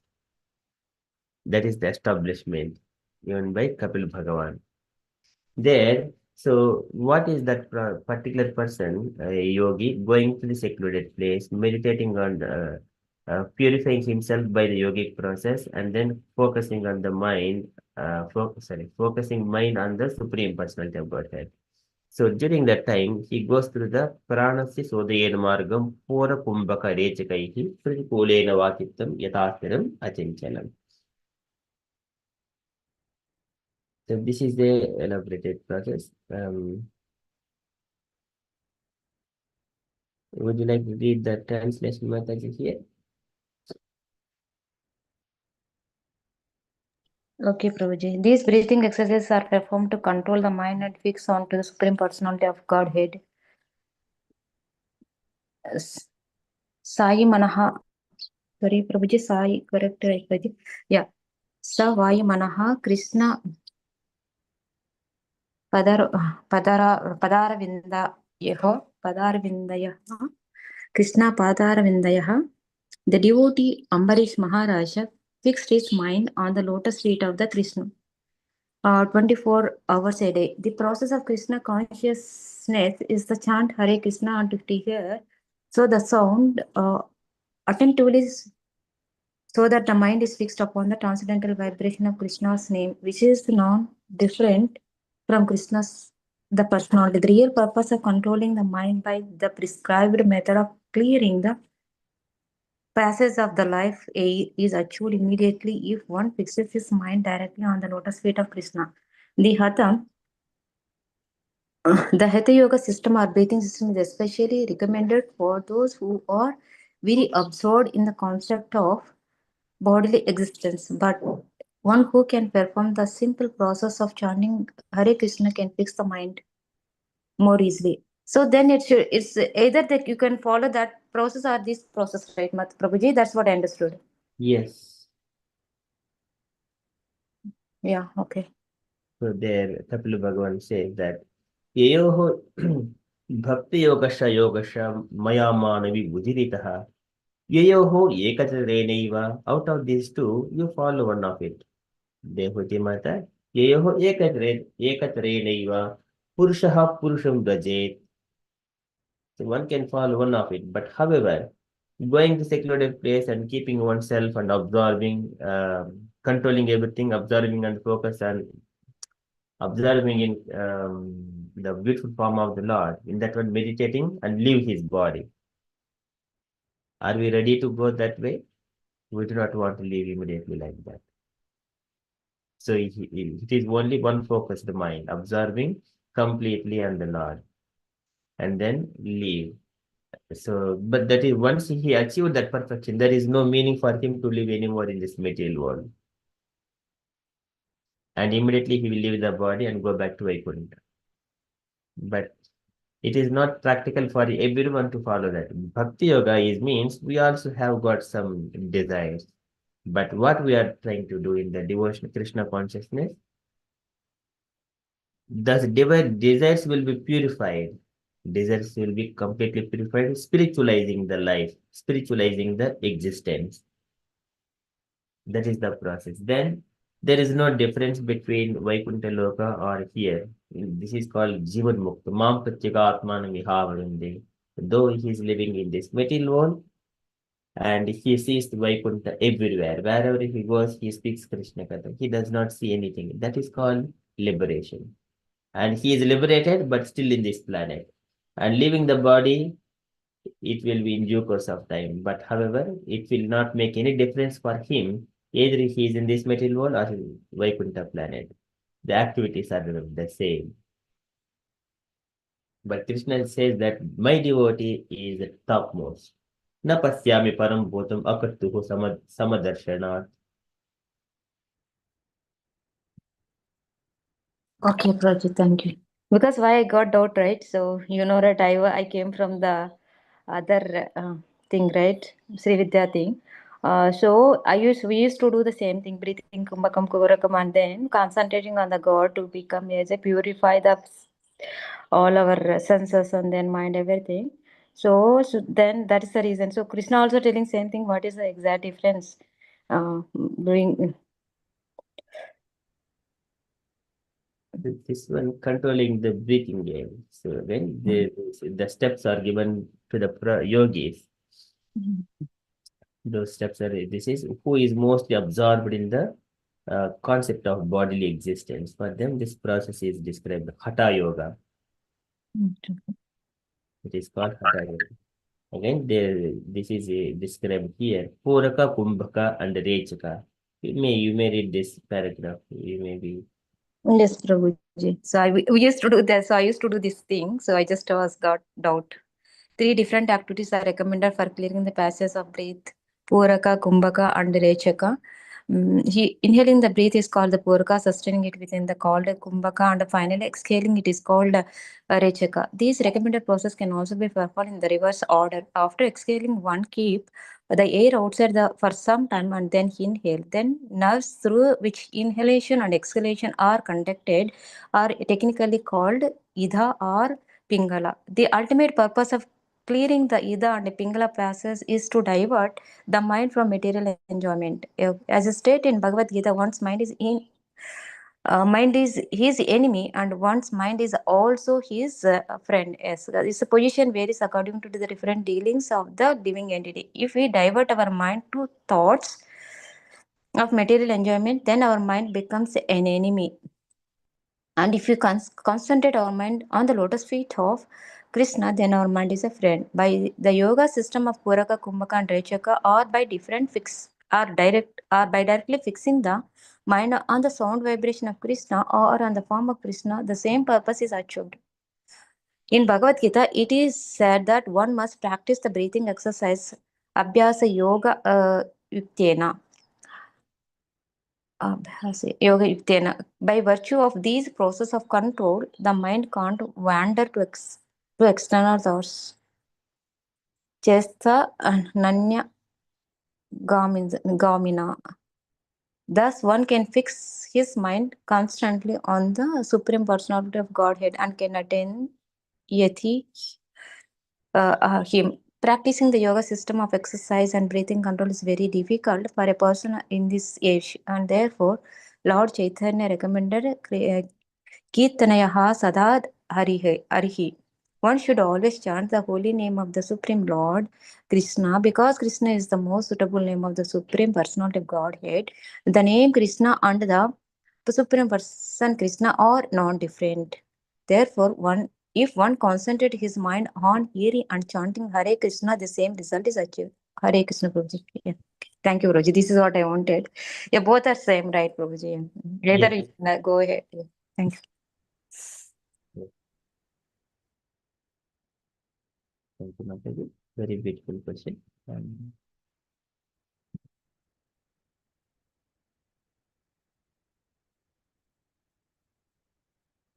There is one statement.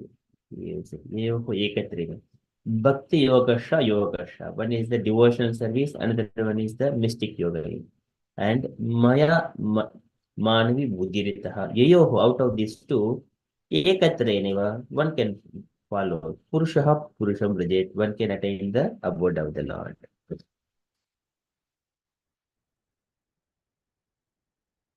Thank you, Mataji. Any other questions, dear devotees?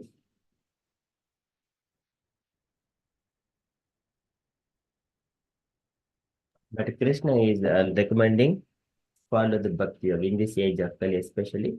We need to take Chaitanya Mahaprabhu recommends that. Krishna recommends that. Other side, it is very difficult.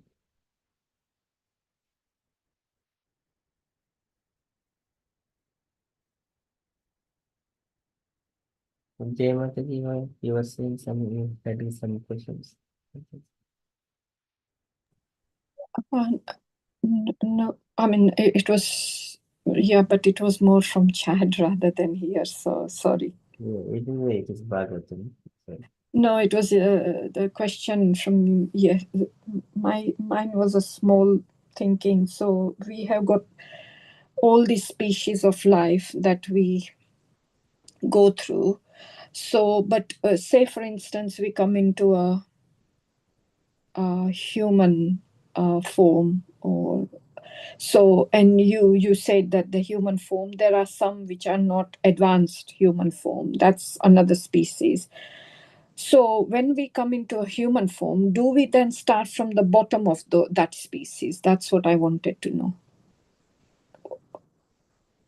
So once it comes to the two-handed form, Chatushpadaha Tato Dvipat. Dvipat means two-legged animals, that is the human beings, but still the propensity is the animal propensity.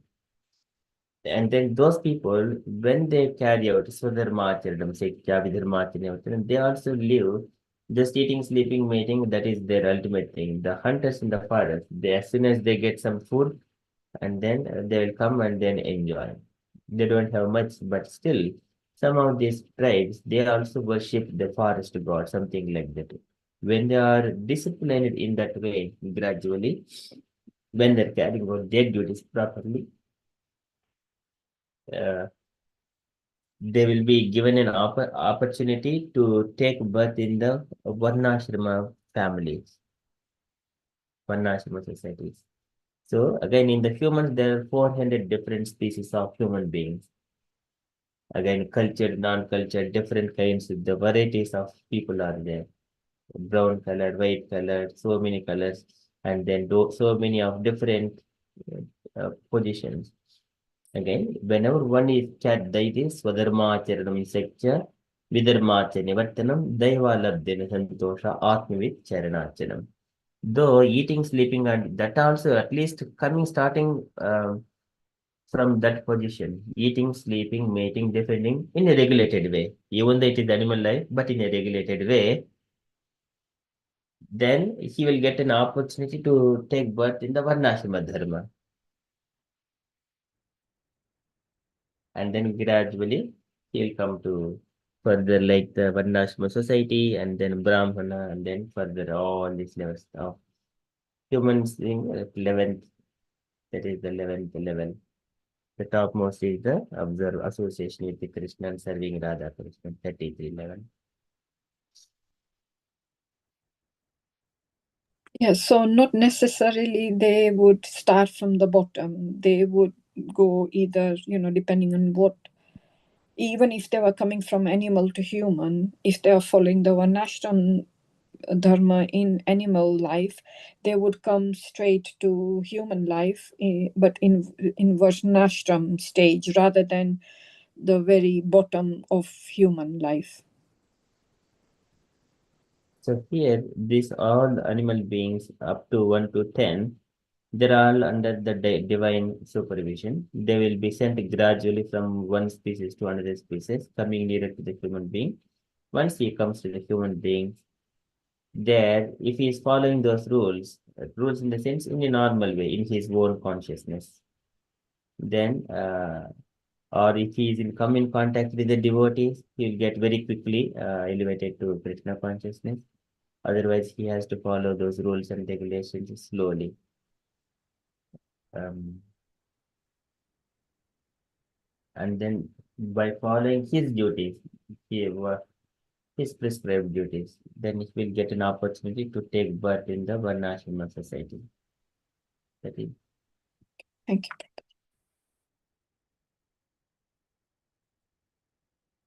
Thank you, Michael. Asha Mataji? Sorry, before it's very so in animal life it's mostly mercy as well, isn't it? Yes, Mercy of the Lord which might bring to human life. Okay, thank you. and these animals, even if those animals are engaged in the devotional service, even Tiryek Janapiki Musis Dharanaye, Yedad Bhutakrama Parayana Siksha. For example, this cow is engaged in the cow milk is used in devotional service, and elephant is used to carry the Lord on top of it, and horses. These animals, the domestic animals, they are tamed and used in the service. They will immediately get to the human life. They will take birth in the Varnashrama dharmas because they are all trained already. They practice it something. Yes, yeah, definitely. Because we have cows and bulls, all those at the manor as well, and they use them to Yes. do the service of the Lord. Yes, thank you. Thank you, Mataji. Any other questions?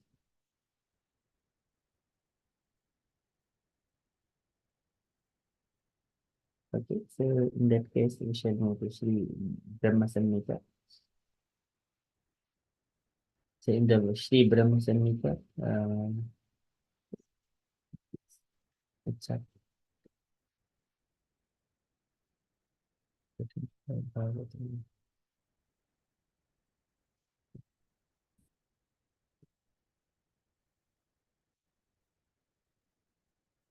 So we have been discussing Preman Janatrita Bhakti Vilochanena Santa Sadaiva Hridayeshu Vilokayanti Yam Shama Sundara Machinti Gunasurupam Govindamadi Purusham Tamham Bhajami.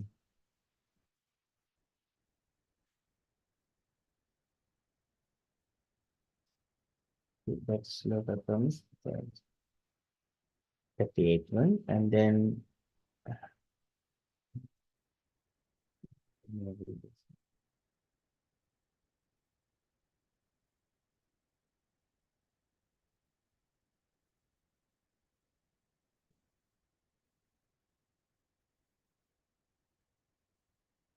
so here this was covered in the last session. And then Brahma the Murti Shukala Neme Natishtunana Avatarama Kurodhoni Kintu Krishna Swayam Samabhavat Paramaha Pumanyo Govindamadi Purusham Tamham Bhajami. So this one also covered. So everyone, all other expansions like starting 20, there are around 28 incarnations have been mentioned. So the Goswami describes 22 incarnations in the first canto, third chapter. But later on, Brahma also describes some of the incarnations too whenever he explaining to Narada Muni. There he adds like Hamsavatara, Haigrivavatara, Krishnigarbha, and Ajita.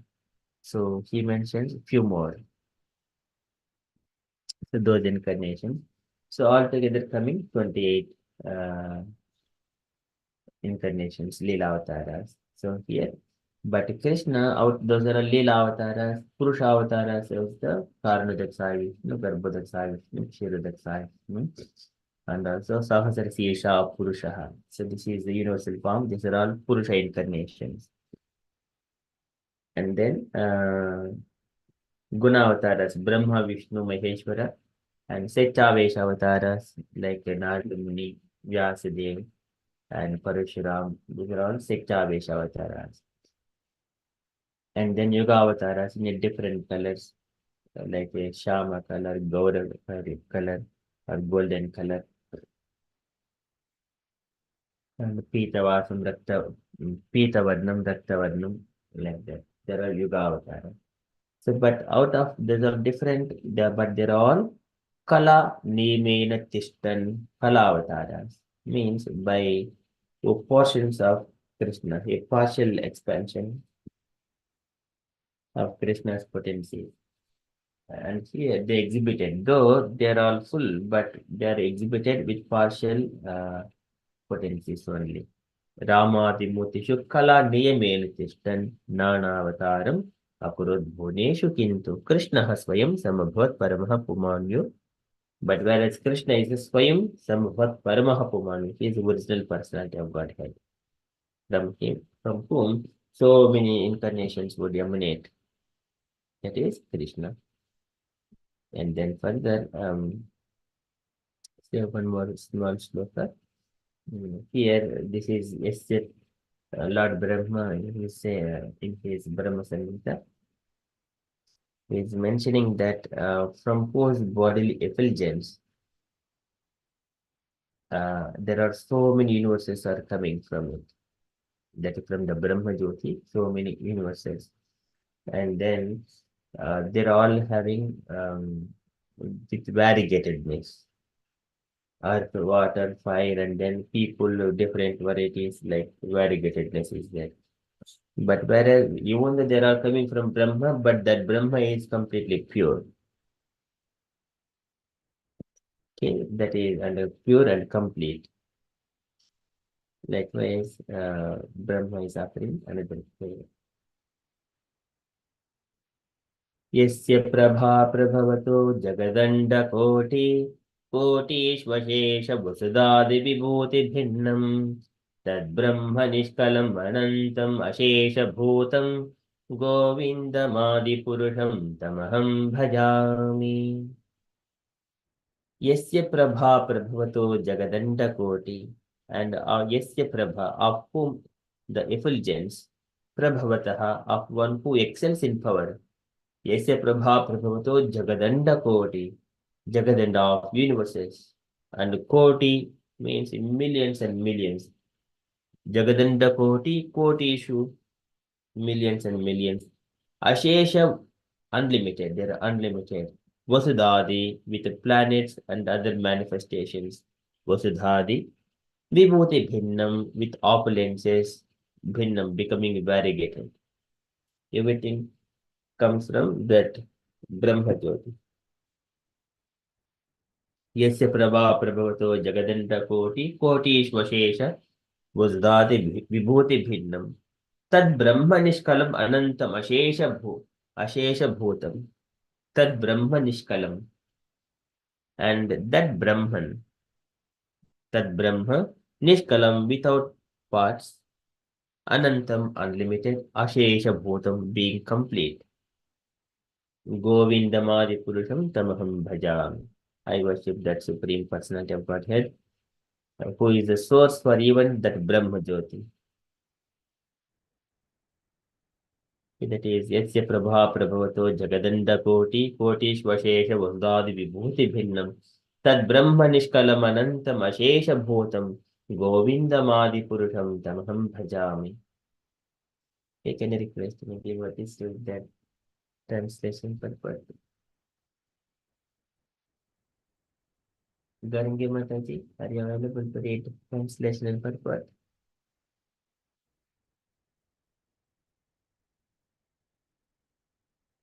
I think maybe what is?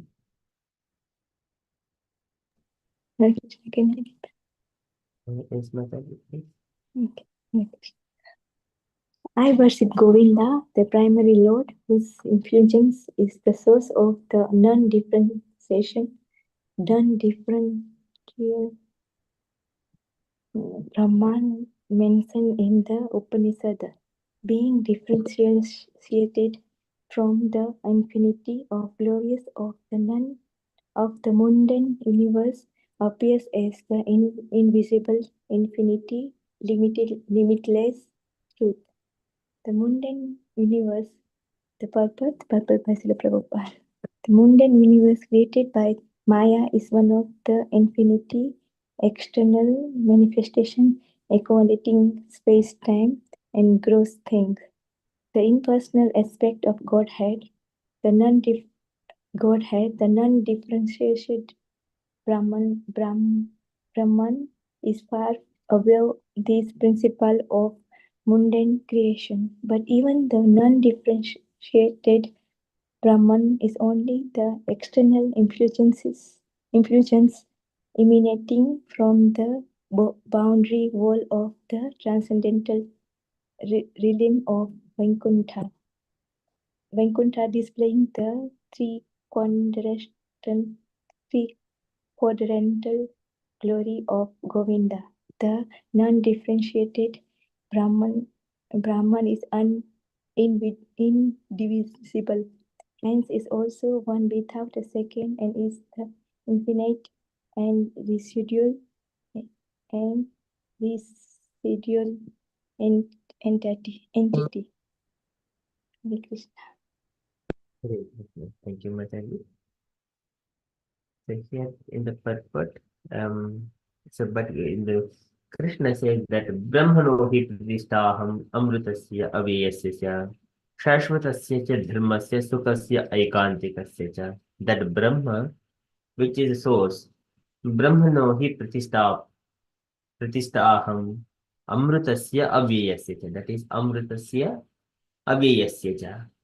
Shashvatasya cha dharmasya sukasya aikantikasya cha. That is ultimate thing. So likewise, that is also depending on Krishna only. Krishna is source for the Brahman effulgence.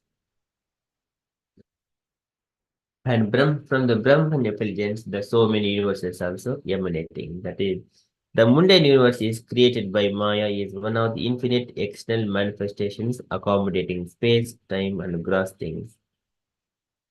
And the impersonal aspect of God, the not differentiated Brahman, is far above this principle of mundane creation.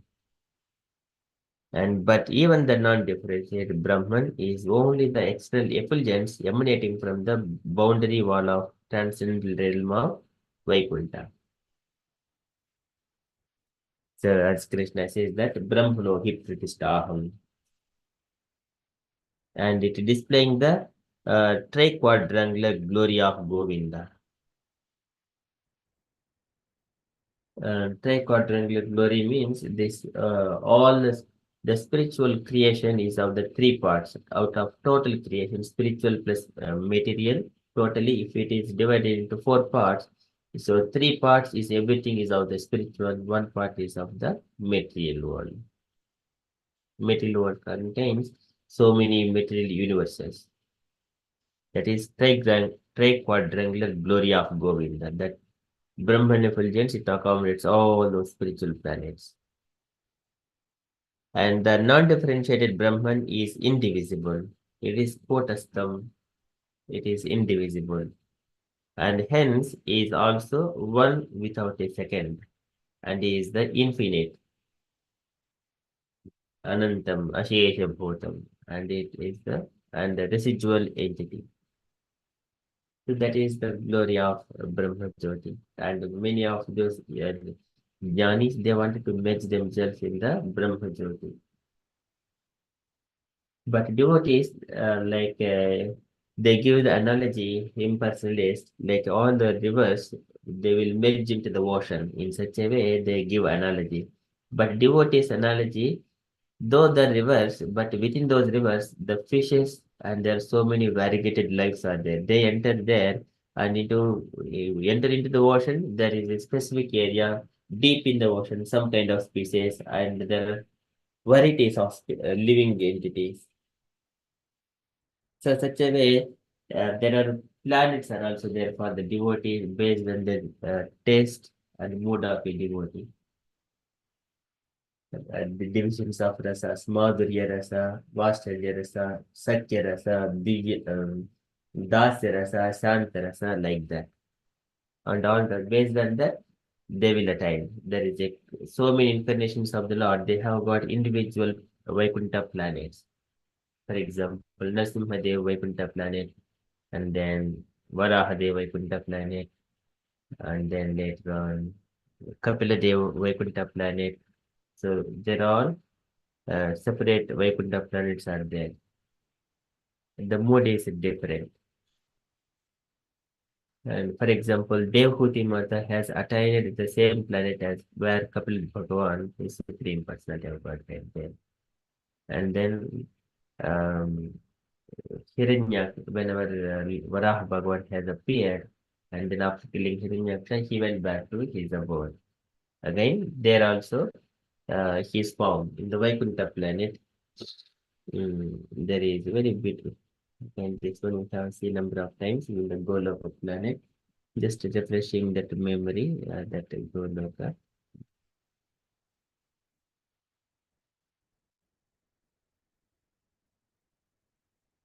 Goloka chart.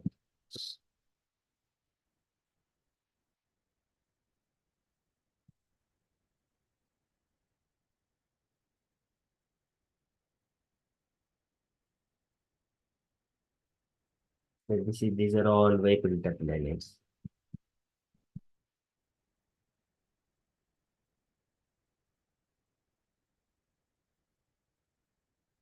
Hare Krishna, Prabhuji, just a very quick while you're showing this, does the Brahma Jyoti also cover the Golok? Yes. Okay. Brahma Jyoti is effulgence. Within the Brahma Jyoti, all the spiritual planets exist. So it's not just the Vaikuntha planets, but it's also the topmost Golok as well. Yes, so the Goloka is also Vaikuntha planet, but it is topmost where Krishna is there with all the cows and all. That's why it is called Goloka. That is also Vaikuntha planet. Ah, okay, okay. If you see, keep them all of them in a like a pyramid way. The topmost one is the Goloka, and on top of the pyramid, if you just put a very big one, so like a but. It is described in the Brahma Vaivarta Mahapurana. Its dimensions are bigger than the Vaikuntha planet.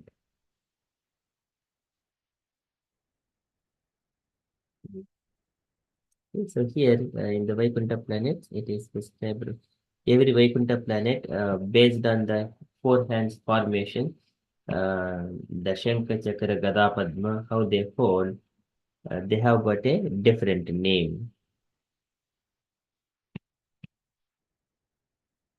So here, this is Vaikuntha planet where Narayana with Mahalakshmi, and there is a Gayatri mantra is there. Om Bhur Swaha Tat Savitarvarenyam Bhargo Devasya Dhimahi Diyo Yona Prachodayat. So this Gayatri mantra is there. There Lord is with again his energies Bhu and Leela, and the Yoga Pita is there, which is with the four Vedas, Veda Pita, and Dharma, Jnana, Vairagya, Aishwarya, a few of his opulences. Again, these all the letters, alphabets are coming from the spiritual world itself. All the alphabets. And then there are 8 directions, Ishana and Vimala, what is it called? Utkarshini and Jnana, Kriya, Yoga, and Prithvi and Satya. These are all 8 of them. Likewise, we have got in the Golok Vrindavana, Radha Krishna is surrounded by the 8 gopis, Ashta gopis. So, in the similar way, here in the Vaikuntha also there are Ashta Lakshmis as well. They have got their name. And then further, in the first circle of these Vaikuntha planets, there are Aniruddha, the 4 quadruple expansion is the Vasudeva, and then Sankarsana here bottom, and then left side is the Pradyumna, top one is the Aniruddha. This is the first quadruple expansion. And there also here Lakshmi Devi, Saraswati, and the Rati Kanti, the 4 expansions of Goddess of Fortune. And then in the second circle, we would see there are another Aniruddha is there, and Sri Padmanabha, Sri Damodara, Sri Krishna. But here, Sri Krishna is 4-handed form. This Krishna is different from the 2-handed form of Krishna in the Goloka. But this Krishna is in the Vaikuntha planet. And then Sri Adokshaja, Keshava, and Vasudeva, and Sri Narayana, again further, this, and then Sri Madhava, Sri Purushottama, and Shri Achyuta, Shri Madhusudana, Shri Sankarshana, Shri Vishnumurti, Shri Govinda, Shri Upendra, Shri Narasimhadeva, Shri Varahadeva, Shri Pradyumna, and Shri Vamana, and Shri Trivikrama, Shri Janardana, Shri Hari, Shri Krishikesha. These are all further expansions. And further outside the incarnations also. So Krishna is another one, again Buddha, and then Kalki is describing Matsya, and then Kurma, and Varaha, and then Narasimha, Vamana, and then Parashurama, and then this is Rama, further incarnations. And our other side, other layer, this is a Shankanidhi, and then further Padmanidhi, Shankanidhi, Padmanidhi, Satya, and then Achyuta. There is a Ananta. Coming here is a Durga, and then Durga, this is Visvaksena and Ganesha. So they're also here. These are all the spiritual forms, spiritual personalities. And the other further other layer, outside layer is the Samaveda, and then Dharma, and then other one Veda, the Vedas coming in the outer circle, and then Makha, and then further is given Rigvedam, and then there is a Gayatri and Yajurvedam. So these are the other layers. Garuda is here. And then outside of that layer is the swords, Krishna's Lord's weapons. This is bow, Saranga bow, and Nandaka Khadga is there, and plow is there, and further mace is Kaumadiki mace, and Panchajanya conch shell, and then Sudarsana Chakra, and then the club is there.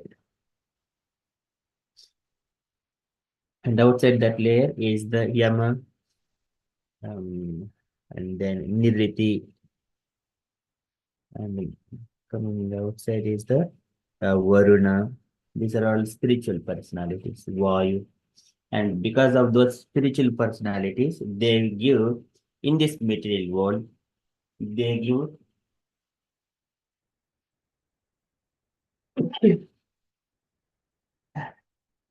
so they give their potencies to the personalities in this material world. Whenever the Ganesh appears as the son of Lord Shiva and Parvati, and Ganesha from the spiritual world, he gives his potency to that Ganesha who is in the material world. And here the Kuber is also in the spiritual world. And further, Ishana.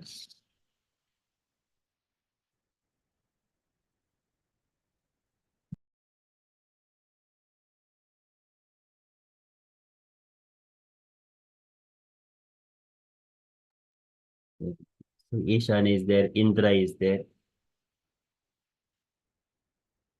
Then what is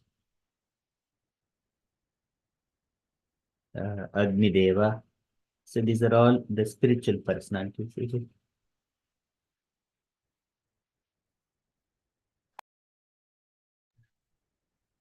Because that is spiritual planets, it's all spiritual personalities. And also door gods of the spiritual planets. So they are also mentioned. This is Bhadra, Subhadra, and then Pundarika. And then every door is guarded by the mantras. Om Ma, Om Ma, Yamaya Namaha. This is Dasdikpalahi. There is a Dasdikpalahi in 10 directions. This it is protected by the mantras. In the Brahma Samhita, in the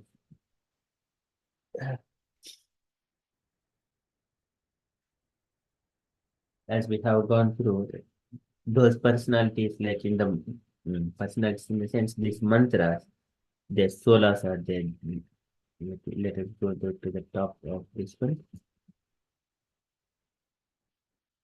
This is Solaihi Dasibihi Anandam Vodmado Dig Vidikshwapi. This is Solaihi. Solai Dasibihi Ranadham Vodvado Dig Vidikshwapi Astabihi Nidibihi Justam Astabihi Siddhibihi Tata. It is the given. The Solaihi is with the tridents. It is guarded by the trident. So it is mentioned 10 tridents are fixed in 10 directions, including the zenith and the nadir. So these are the solas, and they are mantras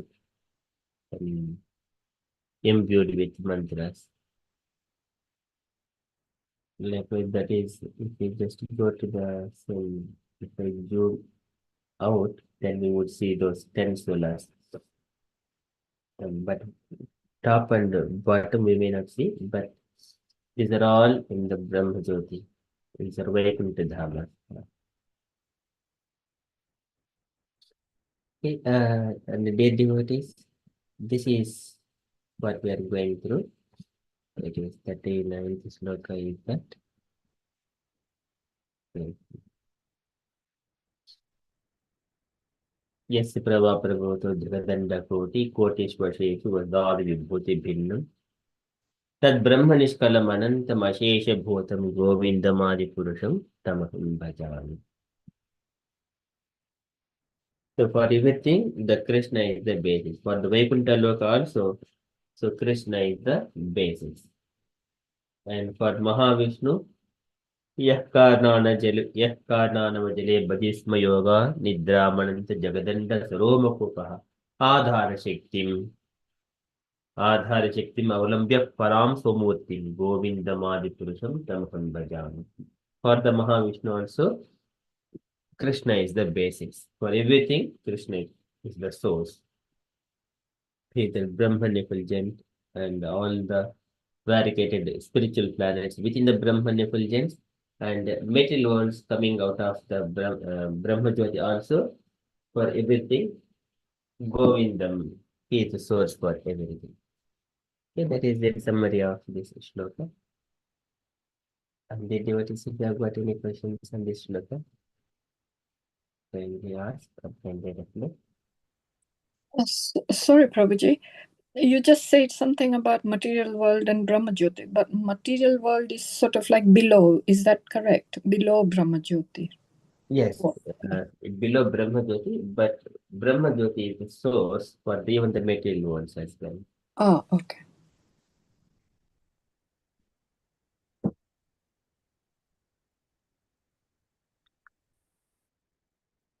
That one was Sukadeva Goswami describing Parikshit Maharaj in the second canto.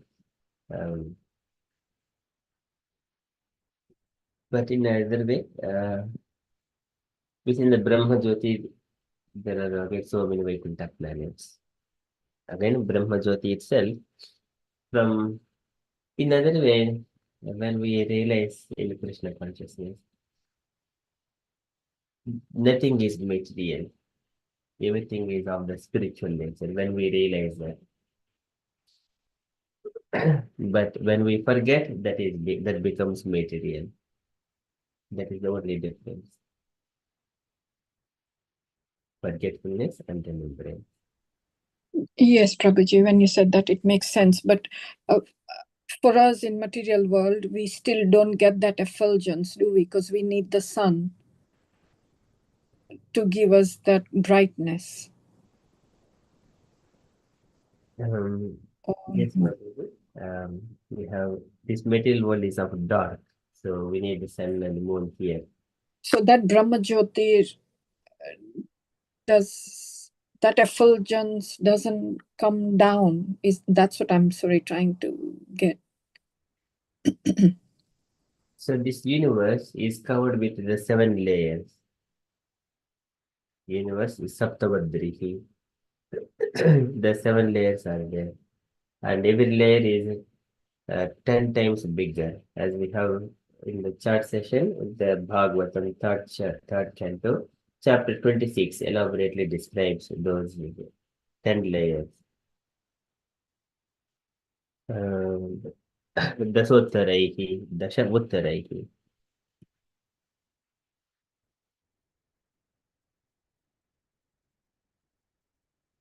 Yes, we covered that 10 times bigger. Each layer, earth, water, air. Yeah.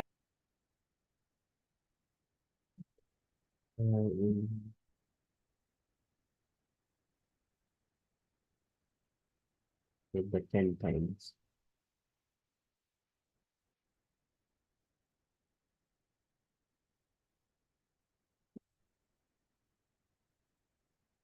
So this is Dasottaraihi.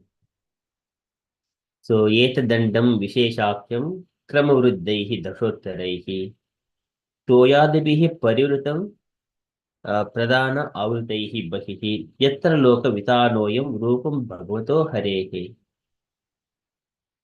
So each layer is 10 times bigger than the previous one, and the final outside layer is covered by Pradana. Within this egg is the universal form of Lord Hari, of whose body the 14 planet systems are parts. So because it is covered by so many layers, the Brahman intelligence, even it is just only come up to the Pradana outer layer.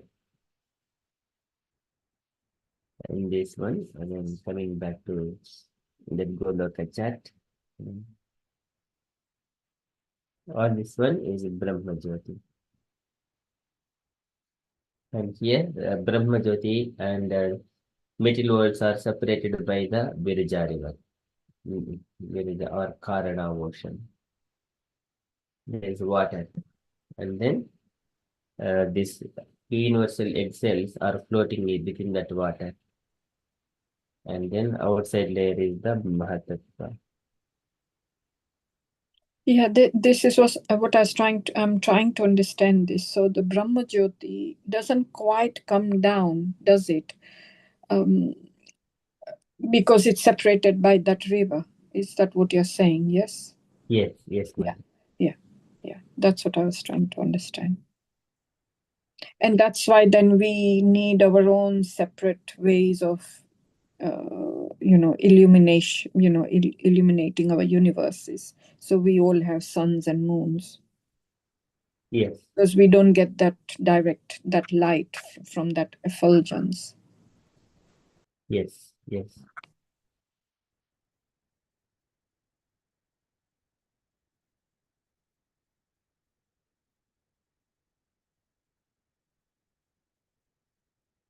Thank you, Mataji.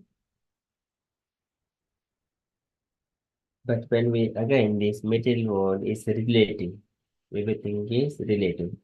Means though we have got our eyes, but without sun we cannot see it. Again, relative. And we have got ears, and without the air, we cannot hear the sound. So everything is relative. It is not senses are independent. Senses are dependent on the entire creation. Every moment there is a dependency. Everything is relative. But in the Brahman, everything is absolute. We perceive Krishna every moment. In a similar way, when one is properly transcendently situated, he is as effulgent as the Supreme Lord, but in a quality, but not in a quantity. So he perceives the Lord and transcendence at every moment, in and around, whatever is happening. Everything is the Lord's energy, but he perceives the Lord.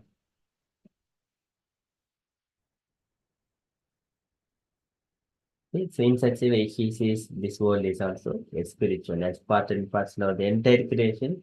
Nothing is material, everything is spiritual. Spiritualizing oneself, spiritualizing his life, and everything he see with spiritual vision, then nothing is material.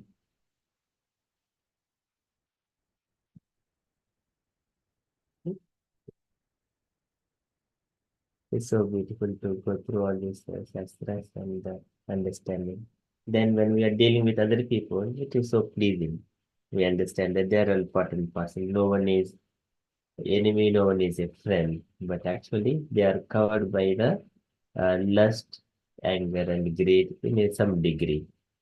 And by that, even they do not know that they're all going through the problem.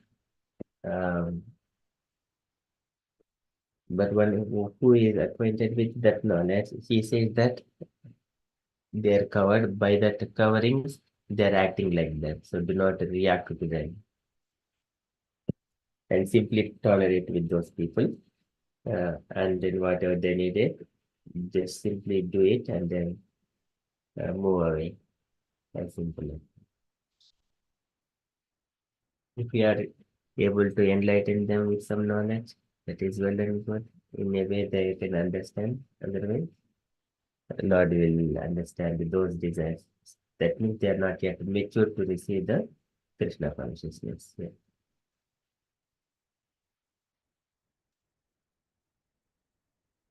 Okay, that is from Sri Brahma Samhita and dear devotees. If there are no questions, then we shall go to the citation of this.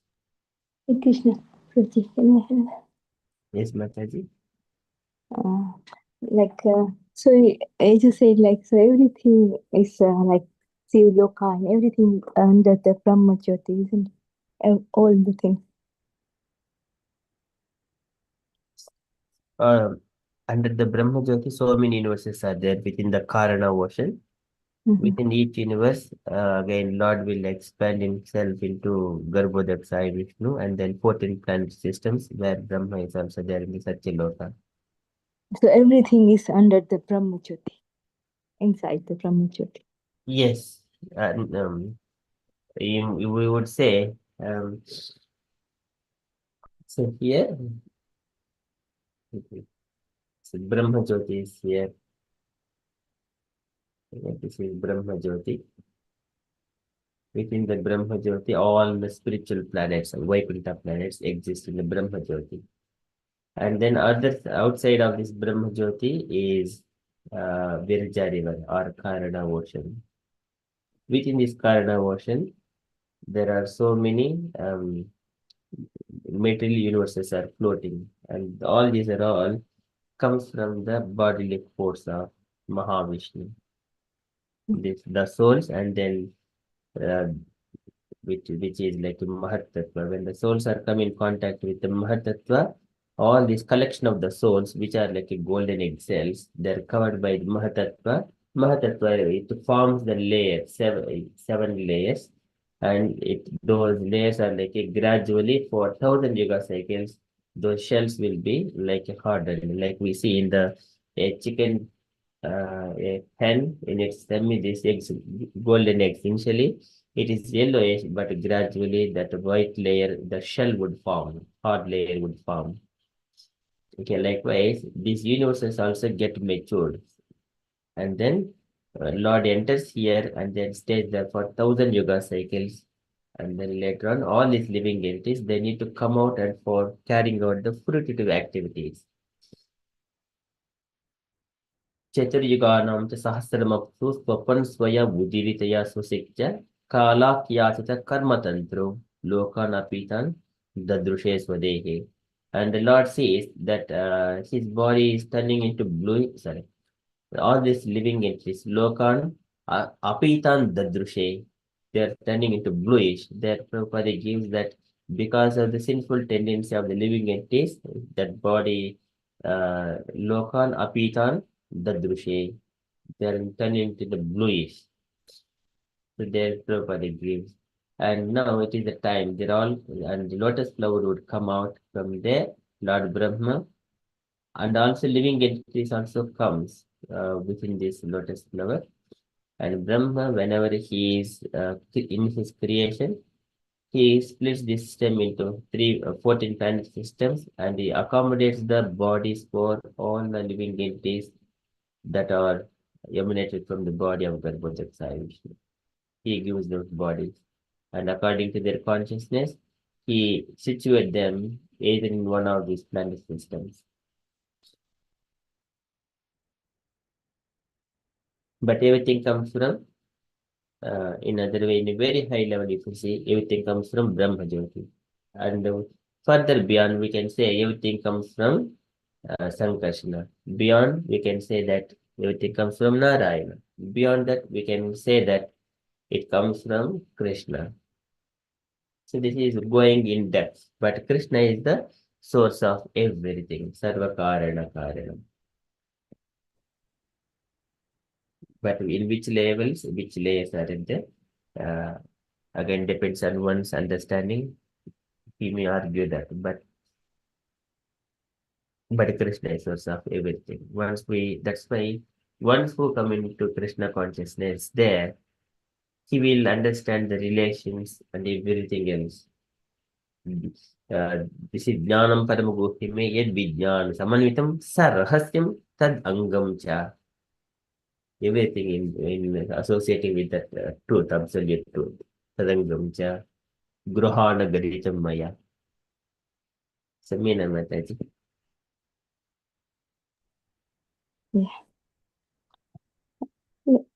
Yeah, so like when Yashoda Maya has given the birth Krishna, that is the Krishna himself, isn't it? And then like from Devki, that is the Avatari Krishna. It's like, Yashodhama gave birth to Durga Devi, Maya.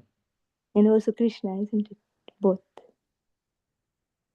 From the Bhagavatam perspective, she gave birth to Maya. Not But Krishna. our Acharya says that Krishna has appeared in a different, this is with our Acharya says in the Bhagavatam, it is the Yashoda Maya gave birth to Maya and the Devaki Devi gave birth to Krishna Dev. And then Vasudeva has taken the baby Krishna to Gokula and exchanged that baby Durga with Krishna, and then he kept Durga Devi there, and he took Krishna to Madhura. Sorry. He took what is it? He Krishna. took baby Durga to Madhura, and he kept Krishna at next to Yashodhama. Yeah, maybe your Acharya, but they will say it. Our Acharya says that. So Mm. Yashodhama has given birth to two children. One is Durga Devi and Krishna, and there in the Madhura, Devaki Devi gave birth to Krishna there. And whenever Vasudeva brought Krishna, and then he kept Krishna here, merged into one Krishna. But then Vasudev, like Devki Devi gave birth, that was the Avatari. And then Yashodamaya, that is the Krishna himself, as Chaitanya Mahaprabhu himself is Krishna, is similar like that, isn't it? Yes, so because it is absolute, we can say that one, because there are so many Vishnus entered into Krishna, as Krishna created Bhuvangali Rama, Vishnu Kodam created. We can say that one. Krishna has expanded himself in number of places when he is present. And there is no surprise, even if Krishna was present as a son of Yashoda and son of Devaki in two places, he appeared. And Vasudeva, when he brought that Krishna to Yashodama and kept both Krishnas merged into one, that we could see when Krishna is going from Sudharma, from all homes, 16,108 palaces, all Krishnas come and they enter into one Krishna, and one Krishna goes to the Sudharma Sabha. In the similar way, that one, there is, it perfectly suits. So there is no contradiction when our Acharya says that one. Mhm. It is not there in the Bhagavatam, but it matches to all the Bhagavatam descriptions.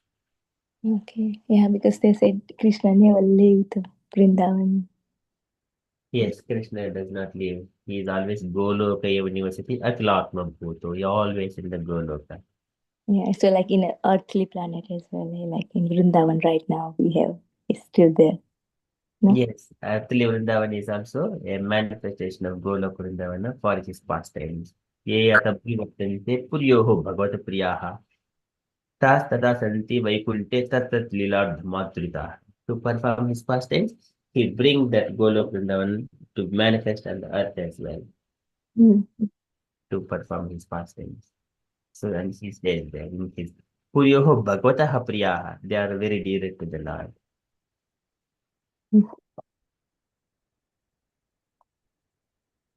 Thank you. Thank you, Mataji. I bought this Goloka chart, but it's very difficult to understand. But I just have to keep it in my room. Yes, Mataji, if we have got that one, it is so nice to have it. I also got from my But you know everything, but where exactly? But I just kept it as it is. yes, in the world, if we just keep this one, we always see what way it is our map.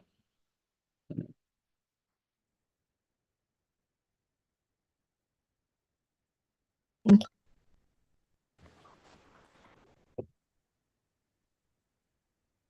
Babaji, I'm so sorry, but I think I got even more confused. Are you saying that actually there were two Krishnas and they got merged? I never knew that. I thought the baby Krishnas were exchanged. So he was brought from Mathura to Mother Yashoda. I never realized that there was another Krishna and got merged. I'm so sorry. But yes, Mataji, whatever you are saying is right according to the Bhagavatam description. But our acharyas in a most absorption way. So they give let us see in the let me just bring out the descriptions from ISKCON.com. Show the give birth to Krishna and Devaki Devi.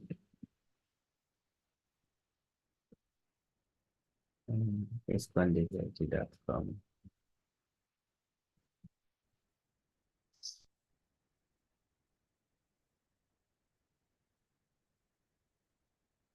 So here, according to Srimad Bhagavatam, both Devaki and Yashoda gave birth simultaneously. Devaki gave 400 Vishnu in Madura, while Yashoda gave birth. Prabhuji, are you sharing anything or you're just reading to us? Let me just.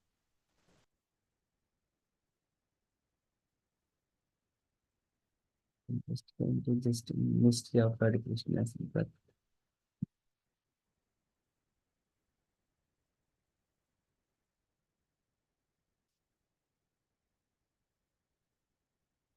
This is Giriraj Swami's explanations.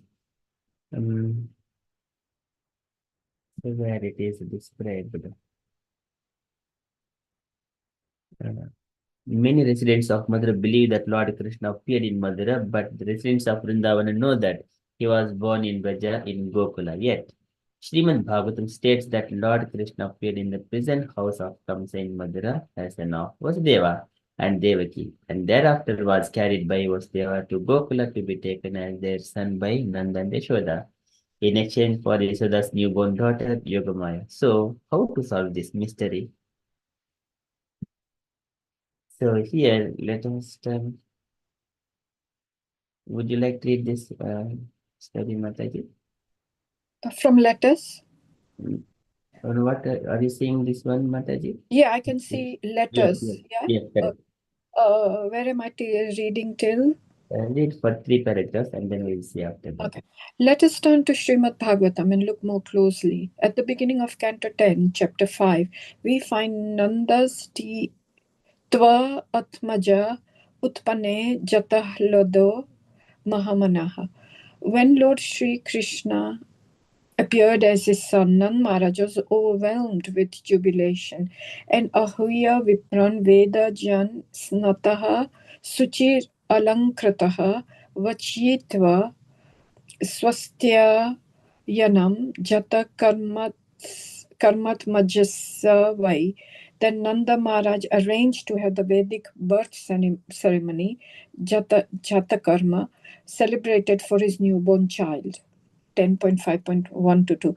The Jatakarma ceremony can take place when the umbilical cord connecting the child and the placenta is cut. However, since Krishna was brought by Vasudeva to the house of Nand Maharaj, where was the chance for this to happen? Here, Srila Vishwanath Chakravarti Thakur and other authorities cite evidence from various shastras that Krishna actually took birth as the son of Yashoda before the birth of Yogamaya, who is therefore described as the Lord's younger sister. 10.5.1 to 2 purport. Yogamaya is described as Adrashya Tanuja Vishnu, the younger sister of Lord Vishnu. 10.4.9. As Yogamaya was born from Yashoda in Vraja, so Lord Krishna must have been two. Therefore, Srila Prabhupada comments that when Vishnu or Krishna took birth from Devaki in Mathura, he must have simultaneously taken birth from Yashoda in Vraj also. Otherwise, how could Yogamaya have been Anuja, the Lord's younger sister? Wait, Mataji. Srila Prabhupada writes further, Srila Vishwanath Chakravarti Thakur discusses that Krishna appeared simultaneously as the son of Devaki and as the son of Yashoda, along with the spiritual energy Yogamaya. As the son of Devaki, he first appeared as Vishnu, and because Vasudeva was not in the position of pure affection for Krishna, Vasudeva worshipped his son as Lord Vishnu. Yashoda, however, pleased her son Krishna without understanding his godhood. This is the difference between Krishna as the son of Yashoda and as the son of Devaki. This is explained by Vishwanath Chakravarti Thakur on the authority of Harivamsa 10.3.47 purport. The Vishnu who appeared in Mathura is Vasudeva Krishna, fully grown, with 4 hands and long hair and many ornaments and symbols of Vishnu. The Krishna who took birth in Vraj is the original Krishna with 2 hands. When Vasudeva and Devaki prayed to Vishnu as the Supreme Personality of Godhead to become like a human baby, and Vasudeva carried him across the Yamuna river to Vrindavan, the original Krishna absorbed the Vasudeva Krishna into himself.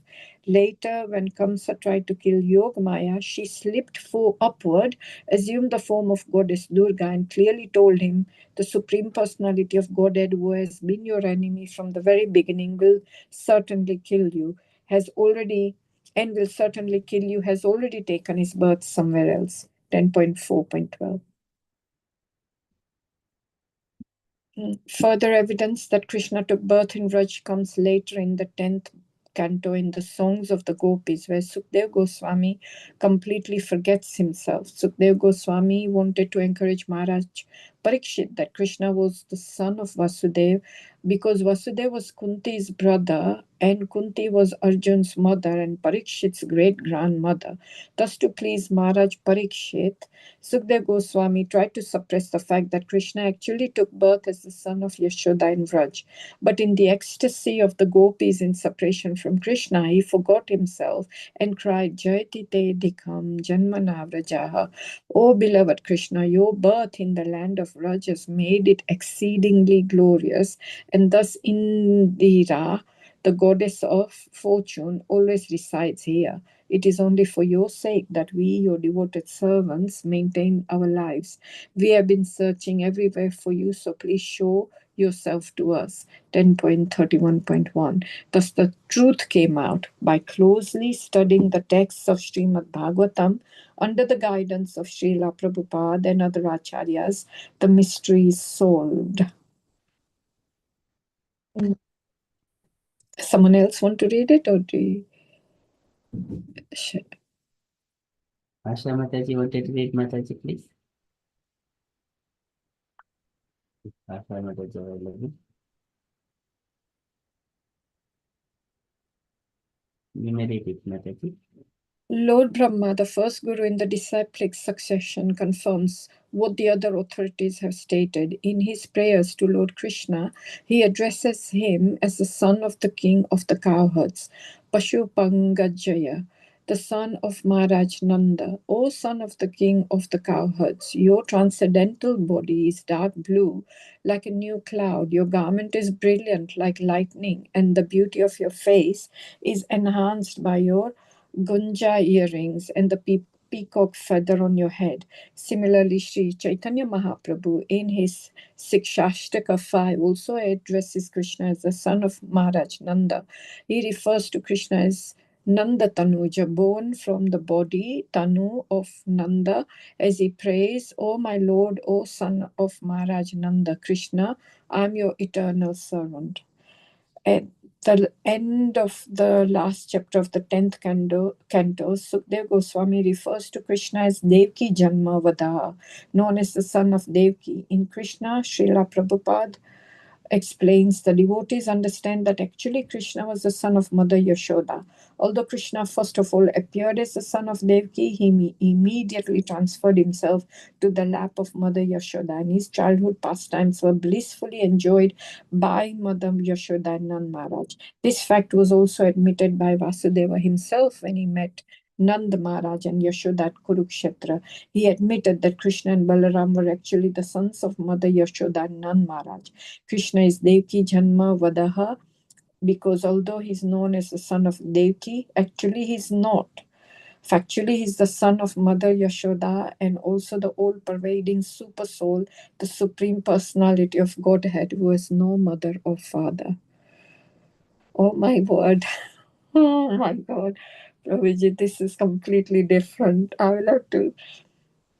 Very nice, and I will explain so nicely. Oh God. Okay. Get it, Mataji? In any case, we should never think that Lord Krishna was conceived or born like an ordinary human being. He is always transcendental and supreme, and he manifests himself by his internal potency. Because he wanted to appear like a cowherd boy, his internal potency arranged his apparent birth in Vraja. Otherwise, the Lord is unborn and eternal, with no beginning and no end. But just as Brahma is described as the father of Varadev, since Lord Krishna appeared as Vara from the nostril of Lord Brahma, so Nanda and Yashoda are known to be the father and mother of Krishna when he appears in his original form in Vraja. In conclusion, we cite one verse from the Bhakti Rasamrit Sindhu, Krishna yas ya purna atma amata purnatmata vyaktabhud gokulantare purnatarata Dwarka Mathura Dishu. Lord Krishna is perfect in Dwarka, more perfect in Mathura, and most perfect in Vrindavan. BRS 21223. And so we prefer to worship Krishna in Vrindavan from beginning to end. Oh my God. Danvat Pranam.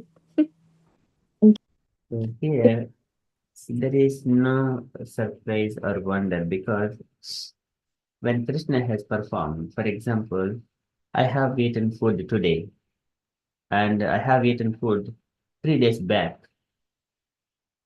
And I do not have to say, yesterday also I have eaten food and tomorrow also I will eat food because it is implicit. When Krishna has exhibited, he has expanded so many Krishnas whenever he is marrying to 16,000 Krishnas. Again, whenever he is going to Sudharma Sabha, all Krishnas into one Krishna. When he was going to marry Satya, he was fighting with 7 bulls, expanded into 7 Krishnas. Again, I came into one Krishna and married Satya. And so, number of instances he has showed, but whenever it is not explicitly saying in the Bhagavatam, that is all right, but we can understand he has performed the same pastimes. So here when Acharya said that again, bringing from all the scriptural perspective itself and mood of Raja, it is perfectly satisfying the Shastras as well. Our Acharyas are explaining the Vishwanath Chakravarti Thakura's explanations. So it is perfectly right. When Krishna has appeared in the Vrindavana, at the same time in the Madhura also. And again, he is also Goloka Eva University Akilatma Bhuto. So everything is perfectly matches. Hare Krishna, Mataji. Sure, Prabhuji, and I think so. So here it says the only reason it's not mentioned is because Sukdev Goswami was didn't want Parikshit Maharaj to because he is a grandson of Arjun. He didn't want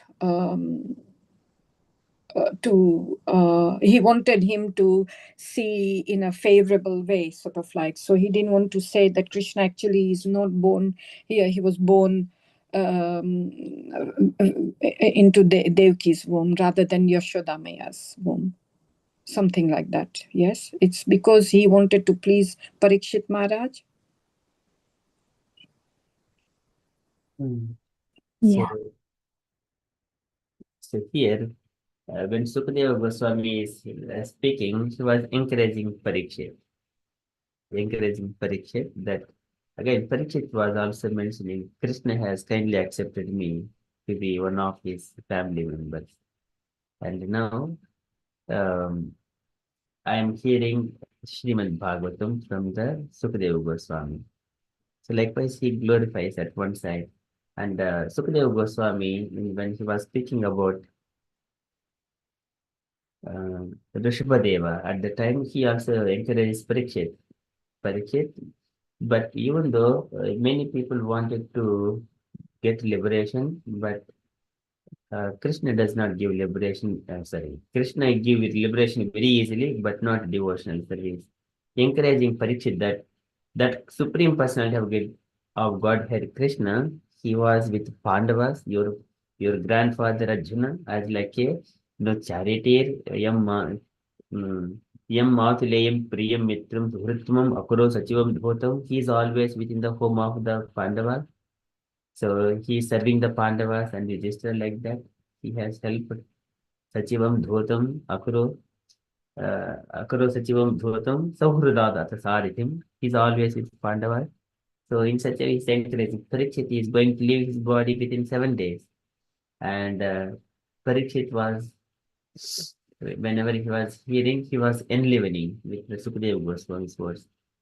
But yes, Mataji, in other way, when Sukadeva Goswami speaks that way to Parikshit, to encourage him, there specifically we can see that from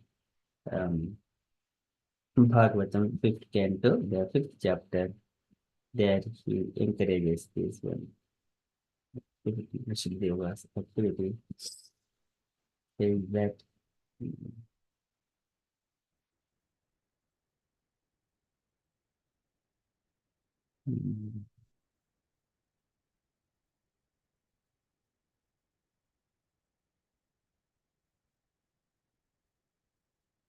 what is that sloka? Smana, but I think this one, he gives liberation very easily, but not Bhakti Yoga. That is what so many places.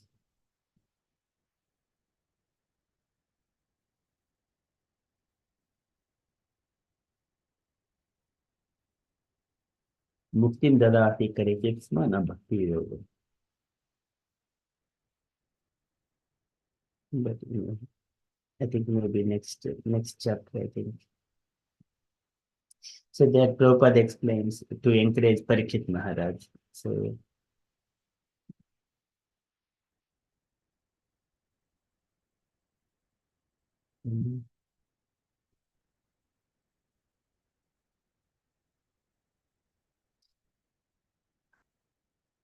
Muktim dadati karike smana Bhakti Yoga.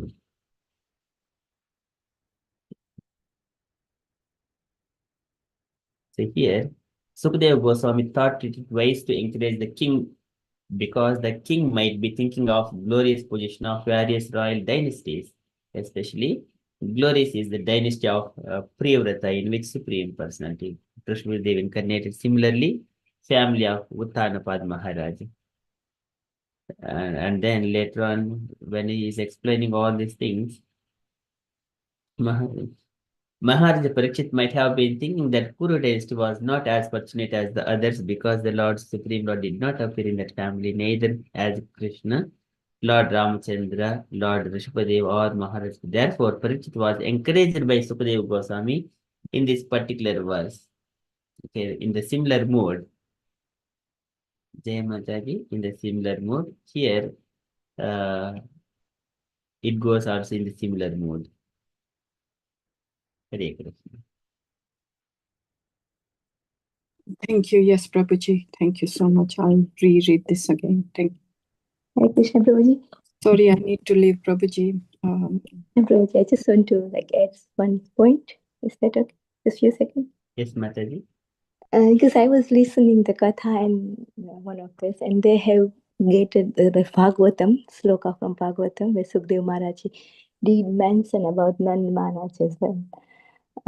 And yes, got sloka from Bhagavatam about the About the Krishna is Nand Maharaj's son, and you just get the sloka as well. Yes, but it is. Do you know any reference, Mataji? Sorry? Do you know which sloka is that? I'll find out because I cannot remember right now, but I can find out because he has get from the Bhagavatam, the sloka. Got from the Bhagavatam, from Sukdev Maharaj. Sure, Mataji. So far, everyone knows that Krishna is son of Nand Maharaj. Okay, that is known. But later on, whenever Krishna has gone to Mathura to kill Kamsa, at that point of time, Nand Maharaj also comes to that point, and after killing Kamsa, it was the time for Nand Maharaja to return, and he's asking, "Let Krishna, let us go to Vrindavan." At the time, so Krishna understood that one. Devaki and Vasudeva are his father and mother. At the time, Vasudeva reveals the truth that, "Oh Nanda, I have brought Krishna to Vrindavan and kept next to Yashodhama." At the time, Nanda Maharaj was a bit overwhelmed that Krishna is not my son, like that. So that comes from the Bhagavatam canto. Okay. And then Yashodhama and Yashoda Mata also present at that point of time, and then they go with crying and with so much of lamentation that Krishna is not their son, but however, they cannot forget. So during that time, Krishna arranges that they will give some material opulences to Nanda Maharaj and Yashoda. They will send, but however, it is not a good moment for Nanda Maharaja.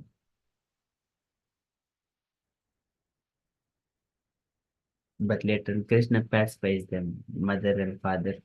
I will stay here for some more days and then I will come back to Vrindavan. So for Devaki and Vasudeva, they have bereft of their children for so long because of fear of Kamsa. Now Kamsa is now died. So we'll stay here to give pacifying, um, to give happiness to Vasudeva and Devaki for some time because they have been tortured by Kamsa for so long, and then we'll come. So those were Krishna says to Nanda and Yashoda like that, and then Nanda and Yashoda they go with the heavy hearted to the Vrindavan. It's a very beautiful pastime, but it is if we are keeping ourselves in the Nanda Maharaj and Yashoda Mata's position, we would cry. It is not possible to tolerate. Hare Krishna Mataji. Yeah, but it was said maybe because of Vasudev did not see him, Krishna was there, but he somehow did not see when he bring from Mathura Krishna. But they was already born, but somehow he did not see. And maybe that's the reason he just said. And then afterwards they both Krishna merged it one, isn't it? So that is before Nanda Maharaja has seen, both Krishnas have made them. So during that time, No, when Nand Maharaj came to Yashoda Maya to bring the Krishna from Mathura, at that time the Yashoda Maya already given the birth of Krishna and Yogamaya, but somehow we did not see the Krishna was there.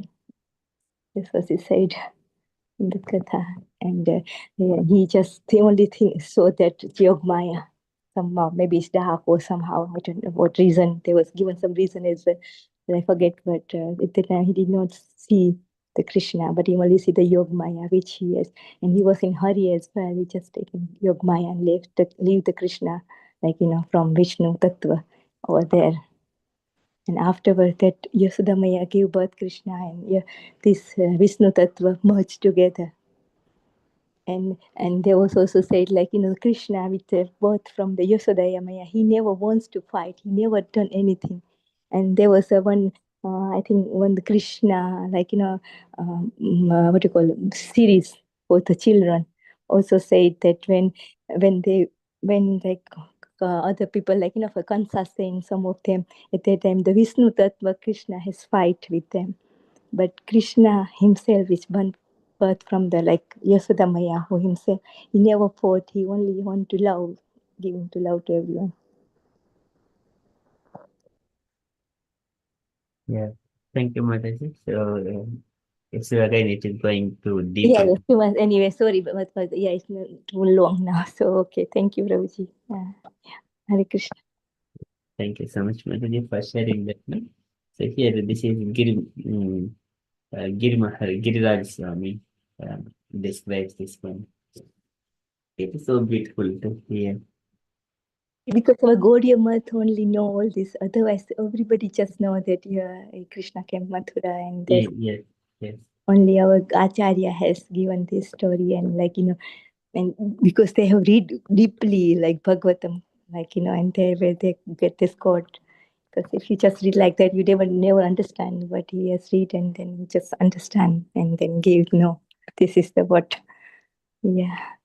So for Acharya, we are so lucky we are in Gaudiya Math. Thank you very much. Thank you so much, Mataji. Okay, so that is from Sri Brahma Samhita. And the Krishna's pastimes, we covered so many other things. Like Golok Vrindavan as well, or Vaikuntha. Okay, that is Yasya Prabhavato Jagadandakoti Kotishvashesha Vagadi Vibhuti Bhinnam Tad Brahma Nishkalam Anantam Ashesha Bhutam Govindamadi Purusham Tamham Bhajami. Nina Mataji, would you like to recite the shloka, Mataji?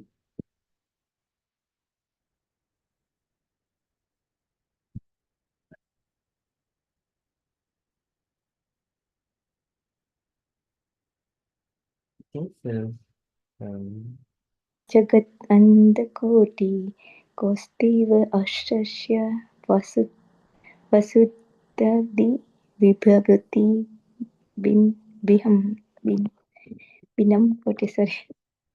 Bihinam. Tad would Brahma you like to repeat, Mataji? Yasya Like Brahma that. Prabhavotu Jagat Andakoti. So you are saying first and then I can say.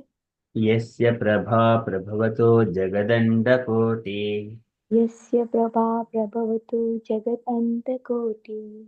Kotishvashesha Vasudadi Vibhuti Bhinnam Koti Sasi Vasudabhi Vibhuti Vinam. Tad Brahma Nishkalam Anantam Ashesha Bhutam Tad Brahma Niskalam Ananta Asesa Bhutam. Govindamadi Purusham Tamaham Bhajami. Govindamadi Purusham Tamaham Bhajami. Would you like to go, Mataji? Yes, okay, well, shall try. Yasya Prabha Prabhavot Jagat Andakoti Koti Sva Asesha Vashubhati Vibhuti Vrinam Tatta Brahma Nisakalam Ananta Asesa Bhutam Govindamadi Purusham Tamham Bhajami. Very nice. Thank you, Mataji. Asha Mataji. यस्य प्रभा प्रभवदो जगदण्डकोडी कोडीषु अशेष वसुतादिविभूतिभिन्नं तत् तत् ब्रह्म निष्कलम् अनन्तम् अशेषभूतं गोविन्दम् आदिपुरुषं तमहं भजामि. Great. Thank you, Mataji. Here is from Sri Brahma Samhita. So, dear devotees, we shall conclude for today. And we'll see you this evening at 7 p.m. So, we shall conclude. Thank you so much. Vancha kalpatarubhyascha kripa sindubhya eva cha paritanam pavanebhyo vaishnavebhyo namo namaha. Ananta koti vaishnavrinda ki jai. Srila Prabhupada ki jai. Thank you. Hare Krishna. Francis Devi. Oh, thank you so much. Hare Krishna.